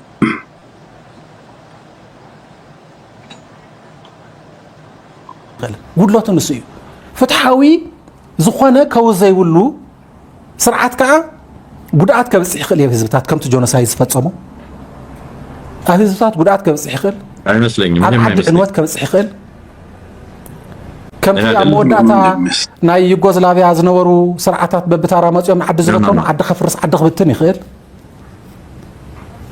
ስርዓት እዚ ግን ብዝኾነ ተኣምር ህዝቢ ህዝቢ ክሰራ ይኽእል ትማሊ ብቁንጣር ዝቁፀሩ ዝነበረ ሓይሊ ፋኖ ኣምታይ ደረጃ ወፅሒሉ من ፋኖ በዚ ደረጃ እዚ ኣርምታት ሃኒፁ ካብ ጫፍ ናይ ጫፍ ህዝቢ ኣምሓራ ክንቀሳቀስ ኢሉ ዝሓሰበሉ 70-80 ሚእታዊ ናይ ህዝቢ ኣምሓራ ኣብ ጎኒ ፋኖ ክዓስሉ ኢሉ ምን ሓሲቡ ብርጌዳት ክፍለ ጦራት ናይ ስርዓት ብልጽግና ክድምስሱ ኢሉ መን ሓሲቡ ኮይኑ ሆነ ኣብ መንጎ በስርዓት ብልጽግና ሆነ 70-80% የሚሆነውን አማራ ከጎኑ አሰልፎ ክፍለ ጦሮችንና የብልጽግናን ብርጌዶች እየደመሰሰ በዛ ደረጃ ተነስቶ ፋኖ እንደዚህ አይነት ተአምር ይሰራል ብለን ማናችንስ አሰብን ማንስ ገመተ ግን ይሄው ሆነ ነው የሚለው እና አይ ቲንክ በጣም ቦልድሊ ነው አሰርት እያደረገ ያለው አንሙት ምንድነው የሚነግረን ስለ ፋኖ ወታደራዊ እድገት የትግሉንም ባህሪ የሚነግረን ነገር ስላለም ጭምር ነው ህዝባዊነቱንም ይነግረናል 70-80% የሚሆነውን አማራ ከጎኑ ማሰለፍ መቻሉ በቀጠናው ላይ ኃይል ሆኖ መውጣቱ ይሄንን ሁሉ በብልጽግና ላይ ያደረሰ ያለውን ወታደራዊ የነሱ ግምገማ እንግዲህ ተጨባጭ ግምገማ ነው ዝም ብሎ ዛሬ ለምሳሌ አሁን አንሙት አብርሃም አውቶ የሚባል የከምባታ ተወላጅ የሆነ ኮሎኔል ዛሬ ቀብሩ ነበር አዲስ አበባ እና በፋኖ የተገደለ ነው ዛሬ የአብርሃም አውቶ ቀብር ነበር ኮሎኔል ነው ሶ ማለት ክፍለ ጦሮች ከፍተኛ አመራሮቹ ጭምር 30 ዓመት 40 ዓመት የሰሩ ተቋማቶች ውስጥ ያገለገሉ ሰዎችን ጭምር ጀነራሎቹን ጭምር ነው ያጣ ያለውና ከዚህ አንፃር የነበረውን ግምገማም ጭምር ነው ያነሳ ያለው አማኑኤል ሶ ምንድነው የሚነግረን አንሙት እስኪ ባንተ ግንዛቤ መልካም በጣም በብዙ መንገድ መመልከት ይቻላል በነገር ላይ ትንግርት ለምሳሌ ለምንድነው ማን ጠበቀ ማን አሰበ ነው ያለው ያልተጠበቀው ያልታሰበው ለምንድነው አማራው ላይ ጦርነት ሲታወጅ በርከት ያለ ወጣት በተለያዩ አካባቢዎች ላይ የተደራጁ የነበሩ የፋኖ ሾዎች ምስራቅ አማራም የአማራ ህዝባዊ ኃይልም ጎንደር አካባቢ በተለያየ አካባቢ እንደዚህ እየተጀመሩ በነበሩበት አሁን ለምን አልተጠበቀም ለምን አልታሰበው ግምት ነበረ ጀጅመንት ነበረ ማለት ነው ቀድሞ አንደኛው ጀጅመንት ነበረ ህዝብን ሞቢላይዝ ሊያደርግ አይችልም የተደራጀ ፖለቲካዊና ወታደራዊ ተቋም ሊመሰርቱ አይችሉም የህዝብ ድጋፍ አይኖራቸውም ህዝብን ለማንቀሳቀስ የሚያስችል አጀንዳ የላቸውም ወታደራዊና ፖለቲካዊ አቅማቸው እና የህዝብ ድጋፋቸው የትም የማይደርስ ነው የሚል አንደርስታንዲንግ ነበረ ማለት ነሰሰርሊ አማኑኤል ጋር ያልኩ አይደል ሌሎችም በርካቶችም እንደዚህ ያስቡ ስለነበረ ብዙዎች እንደዚህ ያስቡ የነበረው ለምንድን ነው በቃ ፋኖ የሚባለው የሆኑ ወጣቶች የሆኑ እንደውም ያልገዛዙ ቋንቋ የሆኑ ሽፍታዎች የሆኑ እንትኖች ምናምን ተብሎ ስለሚታሰብ ስለዚህ መሬት የረገጠ የትግል ኮዝ የህዝብ ተቀባይነት ያለው በርከት ያለ ወታደራዊና ፖለቲካዊ አቅም ሊፈጥር የሚችል ንቅናቄ መሆኑን በውል ለመገንዘብ አዝማሚያውንም ንቅናቄውንም ከመነሻው ለማየት የተቸገሩ ሰዎች ነበሩ ነው የመጀመሪያው ጉዳይ ይሄንን ብንቶ የአማራ ህዝብ እንደ ህዝብ እንዲደራጅ እንዲህ ያለ ወታደራዊና ፖለቲካዊ ተቋም አደረጃጀት አቅም እንዲፈጥር የሚያስገድድ በደል አልነበረውም ኮዝ በደል በቂ ነው። ሌላው ውጤት ነው።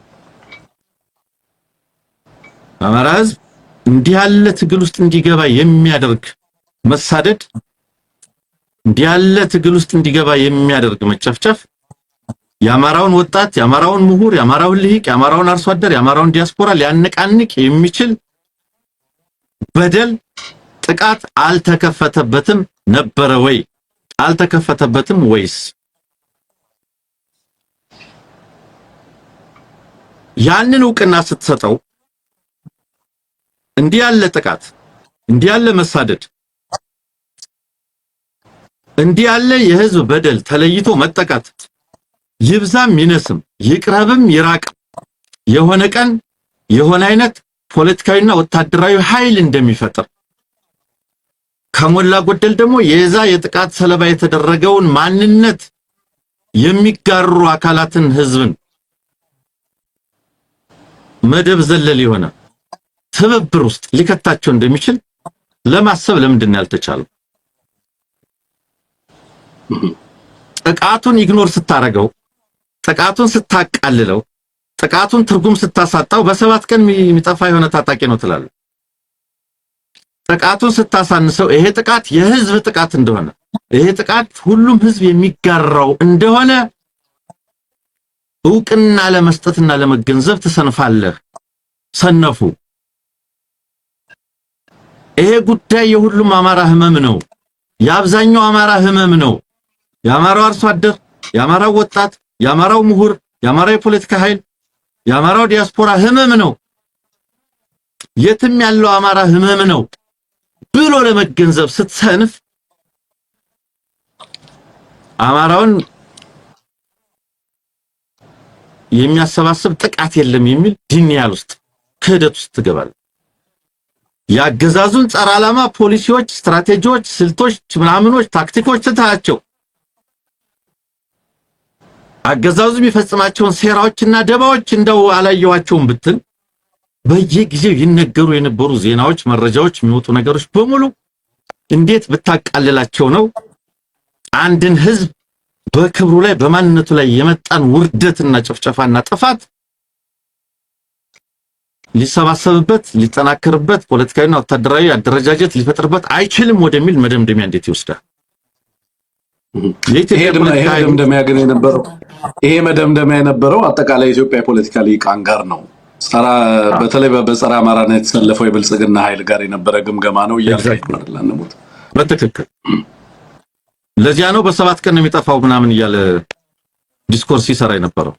ለዚያ ነው አትጩሁ ይሉ የነበረው። ለዚያ ነው የአማራውን ጥቃት ሲነሳ እናንተ ስለምትጮሁ ነው የሚጠቃው፣ ስለምትናገሩ ነው የሚጠቃው ይሉ የነበረው። አየህ። ስለዚህ ማን ጠበቀ ማን አሰበ ሲባል እንድትጠብቅ እንድታስብ የሚያደርግ መሰረታዊ የሆነ ብሔራዊ ጥቃት የህልውና አደጋ አልነበረም ወይ? እሱን እውቅና ካልሰጠኸው እንዴት ድንገት ከሰማይ የወረደ ሊመስል ይችላል? ያ ብሶት ምን እንደሆነ ጥልቀቱም የት ድረስ እንደሆነ ካልተረዳኸው የአማራ ህዝብ ሰላማዊ ሰልፍ መሳቂያ የነበረበት፣ ሰልፋችን ካልተሰማ ሰይፍ እናነሳለን ሲባል መሳቂያ የነበረበት፣ በቃ ብሎ ሲሰለፍ መሳቂያ የነበረበት፣ ያታግቱን ሲባል መንገድ አትዝጉብን ሲባል ይሳቅ የነበረበት፣ ትርጉም ያጣበት፣ ሶፍት ስጧቸው ይባል የነበረበት፣ ይሄ በአንድ ማህበረሰብ ውስጥ የፈጠረውን የውስጥ ቁጭት ለመረዳት ለማሰላሰል የተቸገሩ ሰዎች የፋኖ ትግልና አቅም ድንገት ከሰማይ የወረደ ሊመስላቸው ይችላል። ድንገት ከሰማይ የወረደ ብቻ አይደለም። ከሁለት ዓመት ከምናምን በኋላ ይሄንን ያለፈውን 6-7 ወር ከወያኔ ከሻቢያ ከግብጽ ከምን በባንዳነት በባዳነት በምናምንነት ድንገት የመጣ አድርገው ናሬቲቭን እነሱ በፈለጉት መንገድ ለማስተካከል የሚሞክሩ ማልታጡ።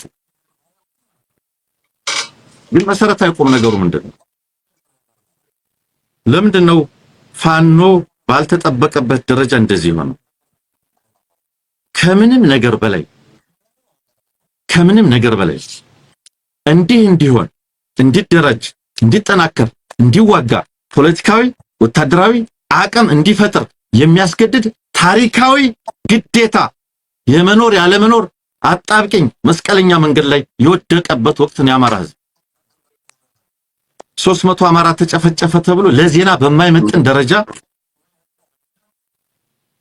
በጣም ብዙ መቶዎች ተጨፈጨፉ ተብሎ በየዕለቱ ሲመከር ብዙዎች ወሬውን ለመስማት ይንገሸገሹ በነበረበት ደረጃ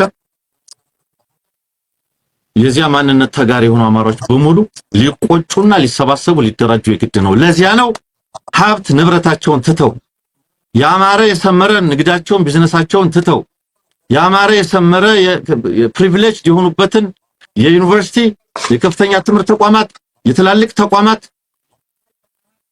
ስራዎቻቸውን ትተው ስንት የዩኒቨርሲቲ አስተማሪ ነው ያለው ፋኖ ውስጥ? ስንት ሐኪም ነው ፋኖ ውስጥ ያለው? ስንት ባለ 3ኛ ዲግሪ፣ ስንት ባለ 2ኛ ዲግሪ፣ ስንት ባለ መጀመሪያ ዲግሪ ስንት ነው ያለው ፋኖ ውስጥ? እንደነዚህ ደካሞች ለመኖር ከብዷቸው አይደለም። እንደነዚህ ደካሞች እንደዚህ እንደሚያስቡት ሰዎች ማድረግና መሆን የሚችሉትን ስለማልቻሉ አይደለም። ይሄ ብሔራዊ ውርደት የፈጠረው ብሔራዊ ቁጭት አስገደደ።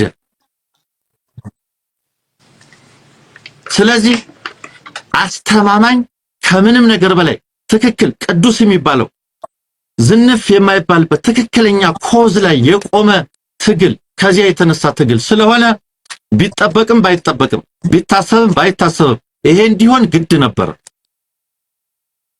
አንዳንድ ወዳጆቼ ጋር ስንነጋገር ፋኖ የተደረሰ ይችላል የት ልትደርሱ ነው ይሉኝ ነበር። አንዳንዶች የት እንደሚደርስ እናውቅ ነበር። እኔ እናንተ ስራዎች ስንሰራ ስልጣናዎች ጋር ምናምን ላይ ስንሳተፍ ወዴት እየሄደ እንደነበር አሳምረን እናውቅ ነበር። ጦርነቱ ከመከፈቱ በፊት ወዴት ሊሄድ እንደነበረ ወዴት እንደሚሄድ እናውቅ ነበር። ስለዚህ አንዳንዶች ባጭር የሚቀጭ የ3 ቀን የ4 ቀን የ7 ቀን የምናምን ቀን አድርገው ማሰባቸው ስላልገባቸው ነው። ኢንፋክት እነዚሁ ሰዎች ተገደልን ያለ አማራ የሚያለቅሰው ነገር ሰለቸን፣ ከታገላችሁ ታገሉ፣ ተደራጅቱ ይታገሉ፣ አለበለዚያ የእናንተ ለቅሶ መስማት ሰለቸን ይሉ ነበር። የአማራ ትግል ኢሪቨርሰብል እንደነበረ ምናልባትም ወደዚህ ደረጃ ሊመጣ ይችል እንደነበረ አንተ ምስክር ነህ። በእነዚህ አዳራሾች ስንነጋገር ነበር። ይሄ ውጊያ አገዛዙ ከመክፈቱ በፊት ለምን ኮዝኗ ምክንያቱኗ ሰበቡኗ አይቻልም። ይሄን ውርደት ተሸክሞ መኖር አይቻልም። የጥፋት የማጥፋት ፖሊሲን አይኑ ያየ አይኑን ገልጦ እየተመለከተ መኖር አይቻልም። ስለዚህ አንደኛው ጉዳይ ይሄ ኮዝ ነው። ዋንኛው በተሳሳተ ኮዝ ላይ ቢቆም ኖሮ ይወድቅ ነበር። ማስመሰል ቢሆን ኖሮ ስተት ቢሆን ኖሮ ስተት ቢሆን ኖሮ የህዝብ ድጋፍ አያገኝም። ተጨባጭ ያልሆነ ምክንያት ይዞ ትግል ቢጀምር ኖሮ የህዝብ ድጋፍ አያገኝም። የአማራ ትግል ለምንድን ነው ከአርሶ አደር እስከ ዲያስፖራ ከሌላም እስከ ሌላ መደብ ዘለል የሆነው የአማራው መደብ አብሮት የተሰለፈው ለምንድን ነው? ትክክል ስለሆነ። የአማራ ዲያስፖራም አብዶ የአማራ አርሶ አደርም አብዶ የአማራ ወጣትና የምሁር ኤሊትም አብዶ አይደለም እኮ ይሄ ትግል እየተካሄደ ያለው። ወይም አገዛዙ እንደሚለው ለዝርፊያ የአማራ ዲያስፖራም ዝርፊያ አምሮት የአማራ አርሶ አደርም ዝርፊያ ፈልጎ የአማራ ወጣትና ምሁርም ወይም ነጋዴ ባለሀብትም ዝርፊያ ፈልጎ አይደለም እኮ ያቁታል እኮ አይደለም። የብሔራዊ የማንነት ክብር እና ህልውና ጉዳይ ስለሆነ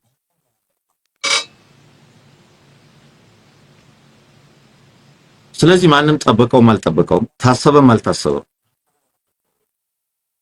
የዘመናት ቁጭት ውጤት ነው። ለዛ ነው አብዮት የሆነው፣ ለዛ ነው አማራዊ የሆነው፣ ለዛ ነው ህዝባዊ የሆነው፣ ለዛ ነው ራስ በቅነትን ራስን መቻልን ዋንኛው ፖሊሲው አድርጎ እየተንቀሳቀሰ ያለው። ለዚያ ነው ከስከዛሪዎቹ የአማራ የፖለቲካ ንቅናቄዎች ከስከዛሪዎቹ የአማራ ትግል ሙከራዎች ተምሮ እነዛን አርሞ አማራዊ አቅም መፍጠር አንዳንዶች እኮ እንትን ያደርጉታል። አሁን የህልውና ትግል ምናምን 50 ሚሊዮን 60 ሚሊዮን አማራ ደግሞ ምንድነው ህልውና የምታወሩት? ቁጥር ያደርጉታል። ህልውና አልገባቸውም። የአማራን ህዝብ ጥያቄ አልገባቸውም። ብዙዎቹ የትግሉ መሰረትና ፍላጎትና አልገባቸውም ብቻ አይመስለኝም። ማንሙስ ድናያል አለ ማለት አንደኛ አለመረዳት ብቻ ሳይሆን ቤዚካሊ የጸረ አማራነቱ በተለያየ መንገድ ነው ራሱን ማኒፌስት የሚያደርገው በሚለው ንግባባ። ለምሳሌ አንደኛው ዲናያል ነው፣ ሌላኛው ማቃለል ነው። ለምሳሌ ማሳነስ ነው ማለት መፈናቀሉ አለ፣ እሱ ያሳዝነናል፣ ግን ለእናንተ አዲስ የሆነ ነገር አይደለም የሚል ነው። ሌላው እንደው አታልቅሱ፣ ሌላውም ጋር እኮ ይሄ በደል አለ የሚል ነው። ለምን ህዝብ ንጹሃን ተገደሉ ሲባል ደግሞ ሌላም ቦታ እኮ ይሞታሉ፣ ምን እንደውም አስከሬን መቁጠር ተጀመረ ማለት ነው። እንደዛ እየተባለ የተለያየ አይነት ርዕሶ አጠቃላይ መዋቅራዊ ስለነበረ ጥቃቱ አስተሳሰብም ስለሆነ ተቋማዊም ስለሆነ አሰራርም ስለሆነ ሀገሪቱ ውስጥ በሙዚቃና በአርት በካሪክለምና በምንም መንገድ የሚፈጸምና የሚተገበር ጥላቻና ጥፋት ስለሆነ የተለያየ አይነት ማኒፌስቴሽን ነው ያለው። አንድ አይነት ማኒፌስቴሽን ብቻ አልነበረው። ራሱ አማራ ነኝ የሚለው የሚክድ ነበር ጥቃቱን አይደለም ሌላው ኃይል ማለቴ ነው። እውነት ለመናገር አንሙት። አሁን አማኑኤል ያነሳው አማኑኤል እውነቱን እየነገረን ነው ማለት በወቅቱ የነበረውን አስተሳሰብ ነው እየነገረን ያለው። በነገራችን ላይ ለሱ ምላሽ እየሰጠን አይደለም፣ እንደውም እሱን እያመሰገንን ነው በዚህ አጋጣሚ ማለት በዚህ መንገድ ፍሬም ስላደረገው ማለት በወቅቱ ማንም እንደዚህ አይነት ይሄንን ኃይል ከዚህ ተነስቶ እዚህ ይደርሳል ብሎ አልጠበቀም። የህዝብ ምሬት፣ የህዝብ ስቃይ እና የአማራ ህዝብ መከራ አሁን ቀደም አንሙት እንዳልከው ሁለቱም ኮንዲሽን ነበር። ኦብጀክቲቭ ኮንዲሽኑም ነበር፣ ሰብጀክቲቭ ኮንዲሽኑም ነበር። ጥቃቱ ተጨባጭ ነው፣ ፍጅቱ ተጨባጭ ነው፣ ጦርነቱ ህዝቡ ላይ ተጨባጭ ነው። ግን ህብረተሰቡ እንዴት ራሱን ይከላከላል፣ ንቃትና የንቃት ደረጃው ምን ያህል አለ የሚለውን በተመለከተ ሊመጣ የሚችለውን ነገር በተጨባጭ መገመት የሚችሉ አካላት ግን አልነበሩም። ማንሙት ራሱ የአማራው ክልል አመራር ነኝ የሚለው እኮ ብአዴን ከአማራ ጋር ለምንድን ነው ያልተሰለፈው? እንዳልከው በጠላት አስተሳሰብ በቀረጹ ብቻ እኮ አይደለም። የተወሰኑት አማራው በዚህ ልክ ታግሎ ጸረ አገዛዝ ትግል አድርጎ የራሱን ጉዳይ የራሱን ዕጣ ፈንታ ጉዳይ በዚህ ደረጃ መመከት የሚችል ማህበረሰብ ነው ብለው በራሳቸው ላይ አይተማመኑም ነበር አብዛኞቹ። በፍጹም ይሄንን እልቂት በመለማመጥ እንጂ የኦህዴድ እግር ላይ በመውደቅ እንጂ በምን የኦህዴድን ሐዘኔታ ለማግኘት እንጂ ርብርብ ጥረት ያደርጉ የነበረው አዝኖ አማራን እንዳይገድል፣ አዝኖ እንዳያፈናቅል፣ አዝኖ የአማራን ጥያቄዎች ምናምን በተወሰነ መንገድ መቅረፍ ከቻለ ህዝብ እንዳይቆጣ እንዲያደርግ፣ እገታውንም በየሳምንቱ በየዕለቱ በየ3 ቀኑ ከሚፈጽም በየወሩ እንዲፈጽም እንደዛ አይነት ጥረት ነበር ብአዴን ሲያደርግ ነበር። በአማራን አስተባብሮ ትልቅ አቅም ፈጥሮ በሀገሪቱ ውስጥ የሀገሪቱን ፓወር ባላንስ አዛብቶ ኦህዴድን ከጥፋት አጀንዳና አረንቋ አውጥቶ በህገ መንግስት ቀይራለሁ የሚል አጀንዳ ኢምብሬስ እንዲያደርግ አስገድዶ እዚህ ቦታ ላይ አማራ ያመጣዋል ብሎ ማንም አልገመተም። አማኑኤል የመጀመሪያው ነው ወጥቶ በወቅቱ ስለነበረው አስተሳሰብ ሲናገር። ግን ሌንጮም በአንድ ወቅት ሌንጮ ለታ ይመስለኛል በአማራው በኩል ከፍተኛ ቁጭት አለ፣ ይሄንን አደራጅቶ የሆነ እንግዲህ የማናውቀው ሰይጣን ሊመጣ ይችላል እና መጥቶ የማናውቀው ሰይጣን ይሄንን ህዝብ አደራጅቶ እንግዲህ የሚያናውቀው ሰይጣን የሚለው አማራውን ሊያደራጅ የሚመጣ እንግዲህ በአማራ ውስጥ የሚከሰት ክስተት ከመጣ ሊደርሺፕ ከመጣ አሁን ሊደርለስ ነው ማህበረሰቡ። በነገራችን ላይ የትኛውንም ያህል ቅራኔ ለምሳሌ አንሙት ቅድም ምን አልክ? ቅራኔ በራሱ በቂ ነው አልክ። ለኔ ቅራኔ በራሱ በቂ አይደለም። ቅራኔ ሞብን ነው የሚፈጥረው። ኦርጋናይዝድ የሆነ ናሽናል ዩኒትን አይፈጥርም። ለምሳሌ ሮሂንጋ ሞታቸው፣ ስቃያቸውና መፈናቀላቸው ቅራኔን ፈጥሮባቸዋል። ግን ራሳቸውን እንዲከላከሉ አላስቻላቸውም። 30 ዓመት መቀጥቀጥ፣ 40-50 ዓመት መቀጥቀጥ፣ መዋረድ፣ መሰደድ፣ ሀገር አልባ መሆን አማራውን በራሱ አላቆመውም እኮ አንሞት ቅራኔ ኮዙ መኖሩ በራሱ በቂ አልነበር። አማራውንና የአማራውን ትግል በተመለከተ ማን እዚህ ይደርሳል ብሎ ገመተ የሚለው አማኑኤል ኢስባው ሊደርሺፕ ለምን መሰለ የክልሉ መንግስት የአማራን ህዝብ ከጥቃት እከላከላለሁ ብሎ የሚነሳ እንዳልሆነ ያውቀዋል። አማኑኤል እንዴት እንደተቀረጸ ያውቀዋል። ብአዴንን አታጋይ በሌለበት ሁኔታ ህዝብን አደራጅቶ ወደ ትግል ሊያንቀሳቅስ የሚችል ተቋም በሌለበት ሁኔታ የትኛውም ማህበረሰብ አንሙት የታወጀበትንና የተቃጣበትን ጥቃት መመከት አይችልም። ህዝብ ኦርጋናይዝድ ካልሆነ ለኔ ቻኦቲክ አናርኪስት ነው ዲስኦርጋናይዝድ ሞብ ነው። እዚህም እዛም ሊያኮርፍ ይችላል፣ ግን ምንም አያመጣም። ምንም አይነት ፖለቲካዊና ወታደራዊ አቅም መፍጠር አይችልም።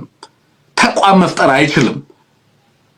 በየአካባቢው ላይ አንጃ ሊፈጥር ይችላል። ለምሳሌ በየአካባቢው ላይ ኦርጋናይዝድ የሆነ ይሄ ምን ነው አለ አይደለም የሚሊሻነት ማይንድ ሴት በየቦታው ላይ 10 15 20 30 ያኮረፉ ጦሮችን አሰባስቦ ከዛዛው አካባቢ ላይ ያለ እንደዛ አይነት የሚሊሻ አይነት ቴንደንሲ እንጂ አፋብንን የመሰለ ድርጅት ፈጥሮ በየጊዜው በየወሩ የብልጽግናን ክፍለ ጦርና ምን እየመረከ ኮሎኔሎችን እየማረከ ተሐድሶ እየሰጠ ወደ ቤት መሄድ ትፈልጋለህ ወይስ መታገል ትፈልጋለህ እያለ አማራጭ እየፈጠረ ቀጠናውን ተቆጣጥሮ የቀጠናው ኃይል ሚዛን ሆኖ ኢትዮጵያ ውስጥ ያሉ ኃይሎችንም ጭምር ፕሮቴክት እያደረገ ጸረ ብልጽግና ትግሎችን ወደ ማስተባበር ይሸጋግራል አማራው ብሎ ሊያስብ የሚችል ማንም አካል አልነበረም። ኢንክሉዲንግ በኦህዴድ እንትን ውስጥ የተሰበሰቡ ኃይሎች አብዛኞቹ አሁን ችግሩ ምንድነው? በአማኑኤልና በሌሎቹ መካከል ያለው ልዩነት ሌሎቹ አድሚት አያደርጉም የተፈጠረውን አቅም። አብይ በቀደም ደብረ ማርቆስ ሄዶ ምን አለ? ሚሊሻዎች ከቦታ ቦታ እንዳንንቀሳቀስ ደጀንን ተሻግረን አሊዶሮ ላይ ያለውን እገታ እንዳናስቆም ሚሊሻ አስቸገረን አለ። አሚን ሽፍቶች ሽፍቶች ይለዋል። አማኑኤል ምን እያለ ነው? 70-80% የኢትዮጵያን ህዝብ የአማራውን ህዝብ አንቀሳቅሶ ገና አልተንቀሳቀሰም። ባይዘው ያማራ አይ ቴል ዩ በግልጽ እናውራ ከተባለ አማራ ገና አልተንቀሳቀሰም። አማራው ገና በርካታ አይነት ትግል አለው። ባይዘው በጣም በርካታ ፌዞች አሉት የሚታገልባቸው መንገዶችና አቅጣጫዎች ገና እንትን ያለ አይደለም። ግን ህዝባዊ እንደሆነ ፖፑላር እንደሆነ ነው የሚያነሳው በንግግሮቹ። ልክ ነው እና እንዴት እነዛ ሐሳቦች የትግል አቅጣጫዎች ገዢ አግኝተው ህብረተሰቡ ሐሳቦቹን ገዝቷቸው ራሱን የትግሉ አካል አድርጎ አንሙት። ከዛ ውጪ ምንድነው ያለው መሰለ? ወታደራዊ ሽግግሩንም ይነግረናል እኮ የአማኑኤል ንግግር። ምንድነው የሚለው?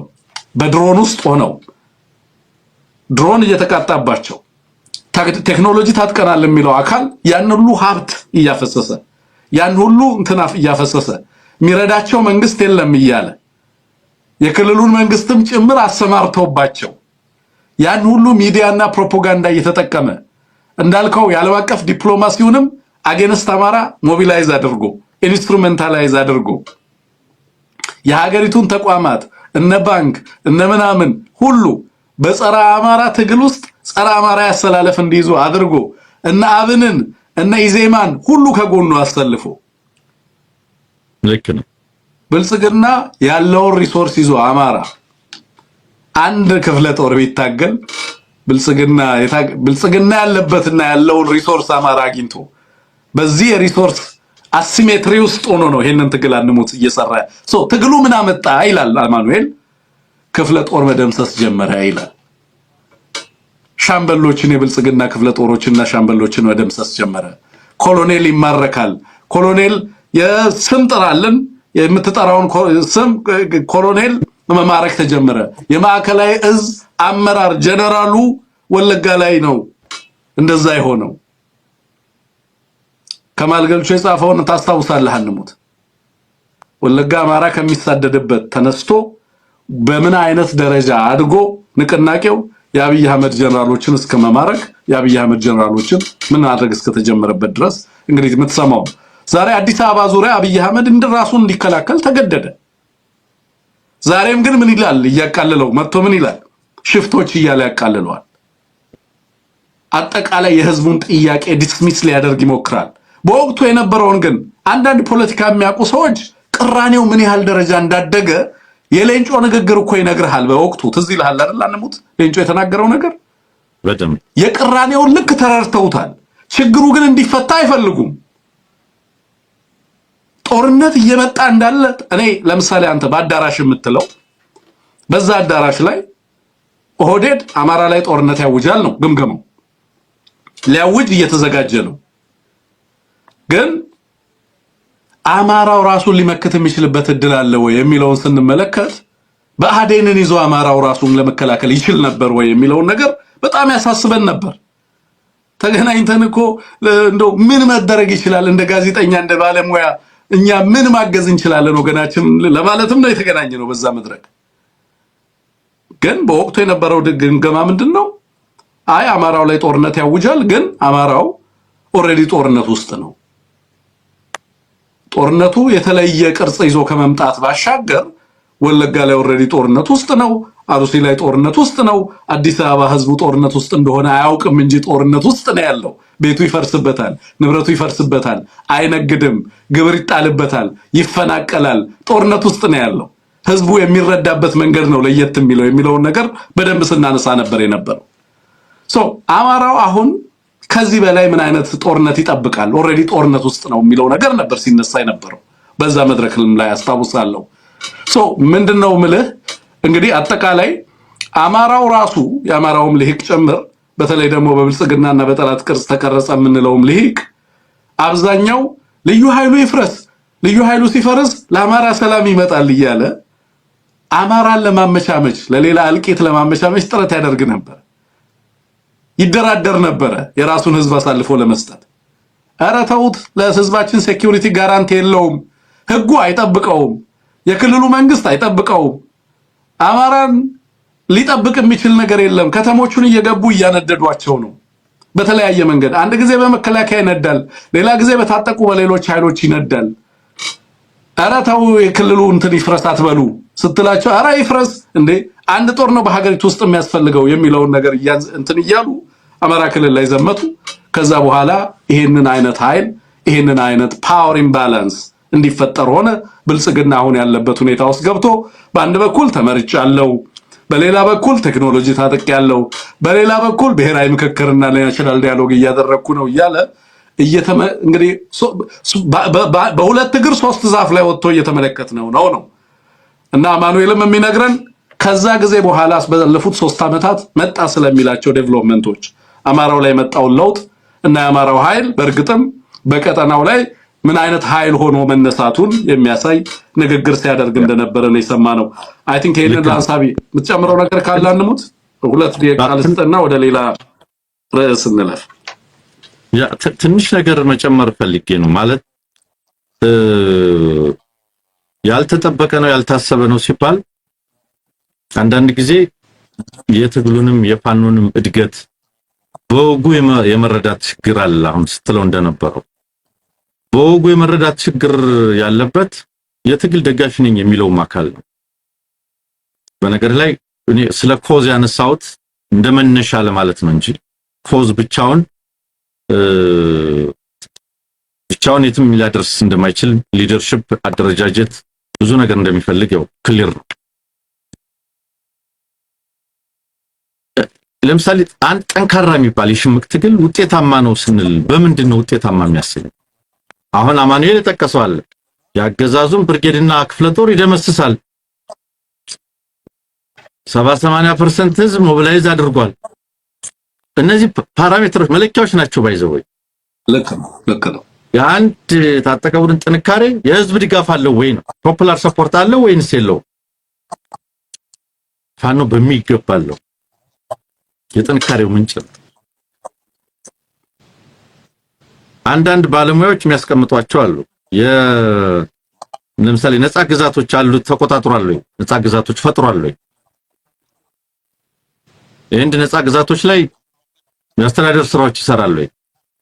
ፋኖ 80 ከዛም በላይ ፐርሰንት የገጠሩን አማራ አካባቢ ተቆጣጥሮ ህዝባዊ መንግስት አቋቁሞ ግብር እየሰበሰበ አነስተኛ የሚባለውን መለስተኛ የሚባለውን የፍትህ የአስተዳደር አገልግሎት እየሰጠን ያለ ይሄ ጠንካራ የሚባል ኢንሰርጀንት ግሩፕ ኢንሰርጀንት አይደለም ብለን አልፋን ነው። ነገር ግን በሊትሬቸሮች ላይ ጠንካራ የሚባል የሚያደርገው የጥንካሬው ማሳያ ይሄ ነው። ነፃ ቀጠና ተቆጣጣ ያስተዳድራል ወይስ ያስተዳድር? ከዚህ አኳያ ፋኖ ላይ ክፍተት ነው ከተባለ ክፍተት ነው ብያለሁ ከተባለ ከተሞችን ይዞ አያስተዳድርም። የዞን ከተሞች ወረዳ ከተሞች እንደዚህ ነው ብዙዎች የሚያነሱ ሰፊ ነፃ ቀጠናና ገጠሩን ግን ይዞ እያስተዳደረ ነው። ሰፊ የህዝብ ድጋፍ አለው። ከሌሎች በተለየ እንደውም ሌሎች አንዳንድ የጥንካሬያቸው ምንጭ የሚባለው አንዳንድ የታጠቁ ድርጅቶች የውጭ ድጋፍ ሲያገኙ ስቴት ስፖንሰርድ ናቸው። የሆነ ሀገር መንግስት የሆኑ ሀገራት መንግስታት የገንዘብ የዲፕሎማሲ የምናምን ሪኮግናይዝ አድርገው ኢንዶርስ አድርገዋቸው ድጋፍ ሲያደርጉላቸው እነሱ የአይዲዮሎጂም ሰለባ ናቸው። ግን እንደዛ ድጋፍ ስቴት ስፖንሰርድ የሚሆኑት በብዛት አንሙት የራሳቸው ፔኪውላር ነገር አለው። አሉታዊ ነገሮች አሉት። ለምሳሌ የፕሪንሲፓል ኤጀንት ግንኙነት ሊፈጥር ይችላል። የሱን አጀንዳ የማስፈጸም ነገር ውስጥ ሊገባ ይችላል። ምናምን የሚባል የፎሬን አሲስታንት ወይም የውጭ ድጋፍ ሱፐር ፓወርስ የኤመርጂንግ ፓወርስ የሌሎች የሳንክቹሪ አገልግሎት የሚሰጡ መንግስታት ጎረቤት መንግስታት ዋቴቨር መንግስታት ቢኖሩ ምን ተጽዕኖ አለው? አዎንታዊና አሉታዊ ገጽታዎቹ ሰፊ ናቸው። አንዳንዶች ግን ቢያንስ እንዴት ይታይላቸዋል? የዲፕሎማሲ ድል ተደርጎ ይታይላቸዋል። እንደዚህ አይነት መንግስታትን ከጎናቸው ያሰለፉት አቅም ስለፈጠሩ ነው። የዲፕሎማሲ አቅም ስለፈጠሩ ነው ተብሎ ይታይላቸዋል። ፋኖ ከዚህ አኳያ የፈንድ የሪሶርስ ምንጩ የራሱ ህዝብ ነው። ታክሴሽን ነው፣ ዲያስፖራ ነው፣ የራሱ አቅም ነው። የውጭ መንግስት ገንዘብ አይደለም። የውጭ መንግስት ሎጂስቲክስ አይደለም። የውጭ መንግስታት ሌላ ነገር አይደለም። ይሄ በሌለበት ነው አማኑኤል እንዳለው ብርጌድና ክፍለ ጦር የሚደመስሰው ነፃ ቀጠና ገጠሮችን ተቆጣጥሮ አነስተኛውን የፍትህና አስተዳደር አገልግሎት እየሰጠ ያለው። ሌላው ምንድነው? የሪክሩትመንትና የኃይል መመልመልና የማሰልጠን አቅም የጥንካሬ ማሳያ። ፋኖ በየሳምንቱ የሚያሰማን ምልመላ ምርቃት ከሌላ እኮ ከምንም የመጣ አይደለም። ያውም በፈቃዳቸው ኃይል እንዲህ የመለመል እያሰለጠን የጎደለ እየተካ ሰራዊትን የገነባ መሄድ የጥንካሬ ትልቁ ማሳያ ነው።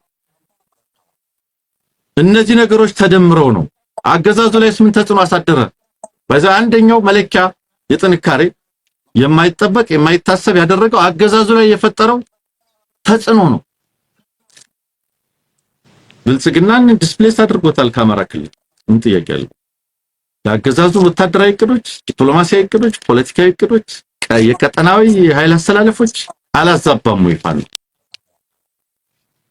ተጽዕኖ በአገዛዙ ላይ ብቻ አይደለም። አገዛዙ ላይ ሁለንተና ተጽዕኖ ያሳደረው የቀጠናውን ፓወር ባላንስ በተለየ መንገድ ሌላ አዲስ ያለ አስተላለፍ ኢመርጅ እንዲያደርግ አድርጎታል።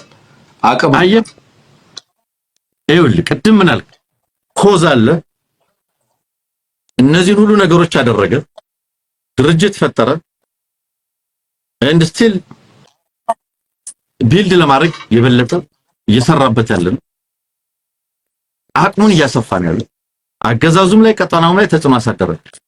የትግሉን እድገት በወጉ አልተረዳንም ስንል ትንግርቱ ለምሳሌ የትግሉ ደጋፊ ነን የሚሉ አንዳንድ ሰዎች ምን ይላሉ? የአፋብንን አመራር ሲያነውሩ ትመለከታለህ አይደል? መምራት አልቻለም፣ እገሌ እየመራ አይደለም ሲባል ትሰማለህ። በቃ አልቻልኩም ብሎ ለምን እጅ አይሰጥም? እንትን አይልም ምናምን አይልም። ይሄንን አቅም የፈጠረው ይሄ ሊደርሺፕ ነው።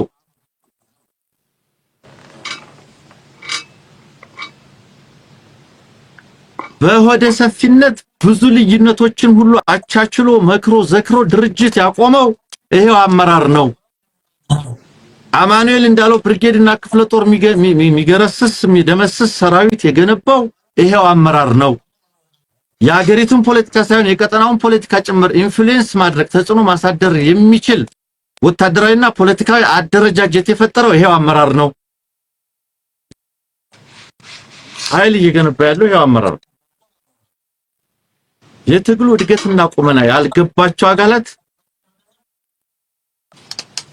የትግሉን እድገት ድል አቅሞች የተፈጠሩትን አቅሞችና ድሎች ከአመራሩ ነጥለው ለመመልከት ይፈልጋሉ። ከአመራሩ ሊነጠል የሚችል ድል የለም። ፖለቲካዊም ይሁን ወታደራዊ ያውደ ውጊያም ይሁን የፖለቲካ ዲፕሎማሲ የህዝብ ሞቢላይዜሽን አቅም በራሱ አንሙት በሊደርሺፕ የሚጠይቅ ነው። የብልጽግናን ምርጫ በተመለከተ መሳቅ ያደረገው አፋብን ነው። በነገራችን ላይ there was no other contender ኢትዮጵያ ውስጥ የብልጽግናን ምርጫ መሳቂያና መሳለቂያ ሆኖ በዓለም አቀፍ ደረጃ ኤክስፖዝድ ነው የተሰጣ እንዲሆን ያደረገው አፋብን ነው። የትግራይ ኃይል ኦልሬዲ ምርጫው ስለማይመለከተው ራሱንም ከምርጫው ጋር በምንም መንገድ እንትን አላለም። ግን ይካሄዳል ተብሎ የታሰበውን ምርጫ በዛ ደረጃ መሳቂያና መሳለቂያ ያደረገው በአማራ ላይም በአጠቃላይ በመላ ኢትዮጵያ ላይ የአፋብን ስራ ነው። ከዛ ውጪ ግን ኦፍ ኮርስ ኦኤልኤም አለ ኦሮሚያ ላይ እና ግን እንዳልከው እነዚህ ሁሉ የህዝብ ንቅናቄዎች በየመድረኩ ላይ የምንመለከታቸው ነገሮች በተለያየ ወታደራዊ አቅም ሽግግር ድርጅት ምስረታ ሂደቶች እነዛ ሁሉ ናሬቲቭ ካውንተር ናሬቲቭ እነዚህ ሁሉ ነገሮች አጠቃላይ የትግሉን እድገት ደረጃ የሚገልጹ ናቸው ማለት ነው።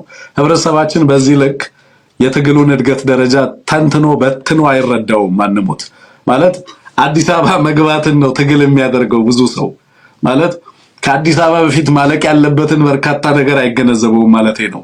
ሪጂናል ፓወር ባላንሱን አይረዳም። ኢንተርናሽናል ኮንቴክስቱ ዓለም አቀፋዊ ሁኔታውን ሌላም ነገሮችን በጣም ብዙ ላይ የሚገባውን በርካታ ነገሮች አያይም ማለት ነው። ሶ በዚህ መንገድ አማኑኤል የገለጸውን ነገር እናስረዳ ይበልጥ ትርጉም እንስጠው ብለን ነው አንሙት። በመጨረሻም የተወሰኑ ነጥቦች ላይ ሐሳብ ብናክል ብያስባለሁ። ሰዓታችን ምን ያህል እንደሆነ አላወኩኝም። ቴክኒሻናችን ምናልባት ሰዓት ልታሳውቀኝ ትችላለህ። ጻፍልኝ ሰዓቱን ምን ያህል ሰዓት እንደሆነ።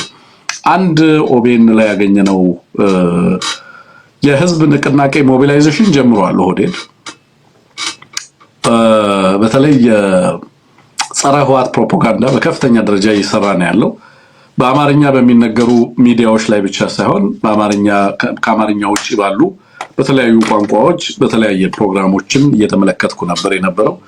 በተለያየ ቦታ ላይ ጸረ ህወሓት ንቅናቄ እንዲጀመር ህብረተሰቡ እየወጣ በሚዲያም በተለያየ ቦታ ልሂቃኑም እየመጡ ልክ በፊት እንደነበረው አይነት ሞቢላይዜሽን እንዲሰራ ለማድረግ ጥረት እያደረገ እንዳለ በደንብ እየተመለከትኩ ነው ያለሁት። ከዛ ጋር ተያይዞ ለምሳሌ በኦቤን የሚተላለፉ ፕሮግራሞች ላይ የሚባሉ አንዳንድ ነገሮችን ላሰማችሁ። ትንሽ እንስማውና ሐሳቡን ላክልና በኋላ ላይ የምሰጣችሁ ተጨማሪ ፕሮግራሞች አሉ። በተለይ ናዝሬት የነበረውን ነገር በተመለከተ እስከዛሬ ስንሰማ የነበረው በኦሮምኛና በአፋን ኦሮሞ የሚሰሩ ፕሮግራሞችን ነው። ከዛ አካባቢ ያሉ ልሂቃን ናቸው። ሌሎቹ ያው እንደምታውቁት የብልጽግና ቤት ውስጥ በጣም የተጨቆኑ ልሂቃን ሆነዋል። ከብልጽግና ጋር ራሳቸውን አላይን ስላደረጉ ያለውንና የሚታዘቡትንም ነገር ወጥተው የሚናገሩ አይደሉም። በጣም ከዚህ በህዝብ በጣም የተጣሉ ስለሆኑ ለማን እንኳን መረጃ መስጠት እንዳለባቸው የሚያውቁ አይደሉም። ስለዚህ የምንሰማው ናዝሬት ላይ የተካሄደውንም ጉባኤ በተመለከተ ስለ ጉባኤውም እንኳን የምንሰማው በተቀጥታ ከኦህዴዶች መሆኑ ነው እና በተጨባጭ ያለውን ነገር ግን ዛሬ ለማጣራት ጥረት አድርገናል።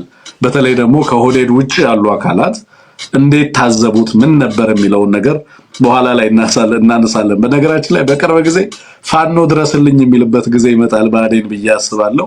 ብአዴኖችም ሌሎችም ኃይሎች ጭምር እንደዛ አይነት ጥሪ ሊያቀርቡ የሚችሉበት ሁኔታ ሊመጣ የሚችልበት ጊዜ ቅርብ ነው። ለማንኛውም ይሄንን ንግግር እንስማው። ኦሮሞን ጀባቴ ረኮ ኬሶ ኢሳ ፍሬ hanqinoota isa mudate kana keessoo isaa jiru kana furate gara tokkotti yoo luuccatee deeme kan cimdootii miti kan fedhe sosoo dhufe eebjuun saba kana dhiitanii bulchuutii fi saba kana cabsanii gara wayiitti tarkaanfachuu abadan hin milkaa'u. Sabni kun akka sabaatitti mo'ate, sabni kun akka sabaatitti diina kana goda isaatitti deebise, diina goda isaatitti አሁን እንግዲህ እዚህ ጋር የሚለው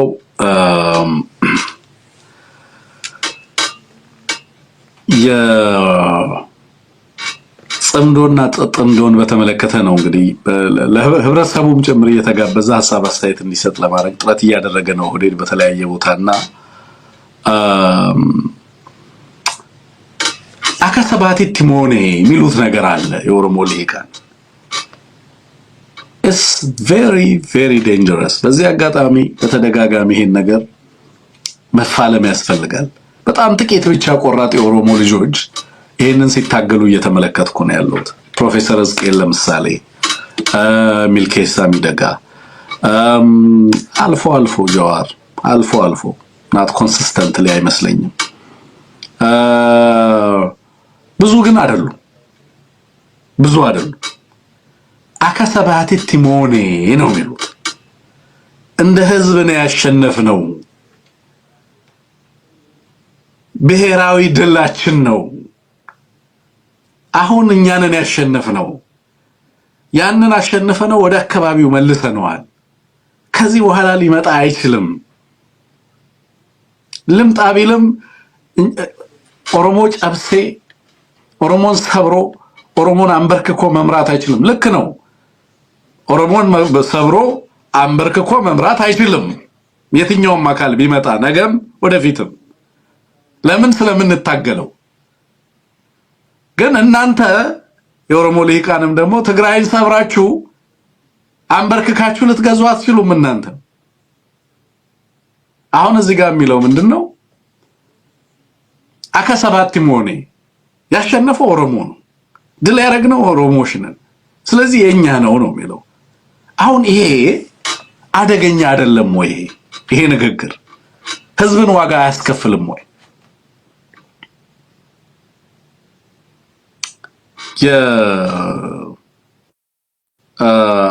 አሌክሲስ ቶክቪል የሚባል አንድ ሶሲዮሎጂስት አለ እና እሱ ዴሞክራሲን በተመለከተ ከሚያነሳቸው ነገሮችና የፊውቸር ኦፍ ገቨርናንስ ላይ ከሚጽፋቸው ነገሮች ውስጥ የሚያነሳው ነገር አንሙት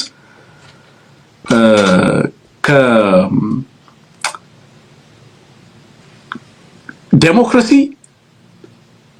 በተለይ ወደፊት ለሚመጣው ገቨርናንስ አሁን ያለንበትን ዘመን ማለቱ ነው ጭቆናን በተለይ ግለሰባዊ ጭቆና ኢንዲቪጁዋል ታይራኒ ያስቀራል because democracy is a rule by many ለብዙዎች ውክልናን ስለሚሰጥ ብዙዎች ሐሳባቸው ፍላጎታቸውና ድምጻቸው እና ስልጣንም ከህዝብ ስለሚመነጭ ከፖፑላር ዊሉ ስለሚመነጭ ግለሰብ ወለድ የሆነ ጭቆና ሊፈጠር አይችልም የሚል ነገር ያስቀምጣል። ያላየው ነገር ግን ቶክቪል ግለሰቦች አምባገነኖች in the name of the money በብዙሃኑ ስም ጭቆናን ሊተገብሩ የሚችሉበትን ዘመን አሻግሮ አልተመለከተም ብዬ ነው የማስበው።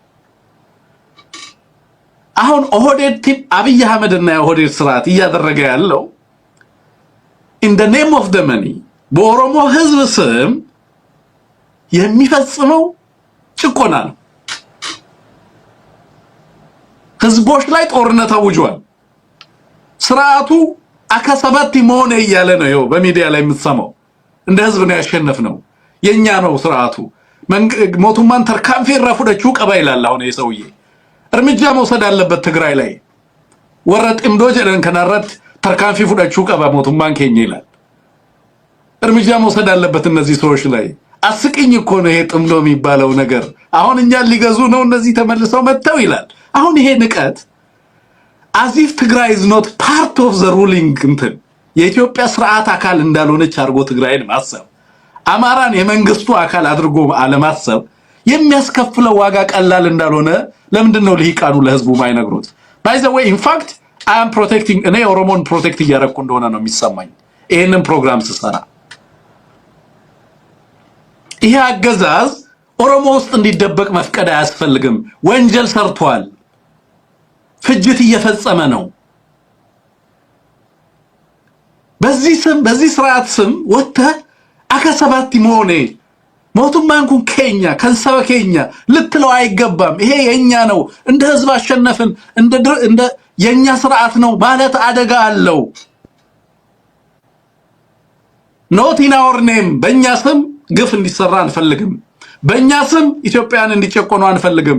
ለኢትዮጵያ እኩልነት፣ ለኢትዮጵያ ህዝብ ሁሉ የተስማማ ለኦሮሞ ይስማማዋል የሚል ልሂቅ ነው የሚያስፈልገው። ኦሮሞ ትልቅ ህዝብ ነው። ምንም አይነት ስትራክቸራል ዲስአድቫንቴጅ የለበትም። አንሙት ማለት ትምህርት ቤት ብትልከው ከሌሎች የአማራ ልጆች ከትግራይ ልጆች ጋር ከወላይታና ሲዳማ ልጆች ጋር እኩል ኮምፒት ያደርጋል፣ ይማራል፣ ይወዳደራል። እንደ ህዝብ ነው አከሰባቲ መሆኔ የሚል ትርክት ማስተጋባት እና ትግራይ ላይ እርምጃ ይውሰድልን፣ ተመልሰው ወደዚህ አይመጡም፣ የኛን ፍቃድ ሊመጡ አይችሉም ማለት ምን ማለት ነው? ምንድነው የምትሰራው? የፌደራል መንግስት ነው ማለት ታዲያ ለምንድነው አብይ አህመድን የኦሮሚያ ክልላዊ መንግስት ወይንም ደግሞ የኦሮሚያ ጠቅላይ ሚኒስትርና ፕሬዝዳንት ማታረገው? ፌደራል የሚለው ሰንስ ምንድነው ጥቅሙ ታዲያ? ይሄ መንግስት የአንድ ብሔረሰብ ነው እያልክ ክሌም የምታደርግ ከሆነ በግልጽ እናውቃለን እኮ ስርዓቱ እንዴት እንደተገነባ እኮ አንሙት እናውቃለን። ግን እኛ ይሄንን አገዛዝ የኦሮሞ ስርዓት ነው ብለን መፈረጅ አንፈልግም። for whatever reason አደጋው ቀላል ስለማይሆን ልሂቃኑ ግን መጣው ምን እያሉ ነው? እዚህ ጋር አከሰባቲ ሞኔ ይሄ እንደ ብሔር ነው ያሸነፍነው፣ እንደ ህዝብ ነው ያሸነፍነው፣ ይሄ ስርዓት የኛ ነው፣ ይሄን ስርዓት መከላከል አለብን እያሉ ልሂቃኑ ይናገራሉ። እንደዚህ አይነት ንግግር ሲናገሩ ተሰማቸዋል። ይሄንን ደግሞ በሁሉም አካባቢ ላይ እንትን ለማድረግ ህዝባዊ እንዲሆን ለማድረግ ህዝብ ውስጥ ለመደበቅ ኦህዴድ ጥረት እያደረገ ነው። አሁን እንዳልኩት ይሄ የህዝቡ አስተሳሰብ አይደለም። በግልጽ ኦሮሚያ ውስጥ እኮ ከባድ ትግል ገጥሞት አንሙት አብይ አህመድ ኦሮሚያ ውስጥ መዋቅር የለውም እኮ ብዙ አካባቢዎች ላይ ከባድ ፈተናና ትግል እየተደረገ ነው ያለው። ምዕራቡን የምታውቀው ነው፣ ደቡቡን የምታውቀው ነው፣ ማዕከላዊውን የምታውቀው ነው። ያለበትን ሁኔታ እናውቀዋለን ማለቴ ነው። ግን ልክ አደጋ እየመጣ ነው ብሎ ሲያስብ ትሬቱ ከተገማች ፐርሲቭድ ከነበረው ትሬት ወደ ተጨባጭ አደጋነት ተሸጋግሯል ብሎ ሲያስብ ሚሊሻን ሞቢላይዝ ለማድረግ ይሄንን ትርክት ይጠቀማል።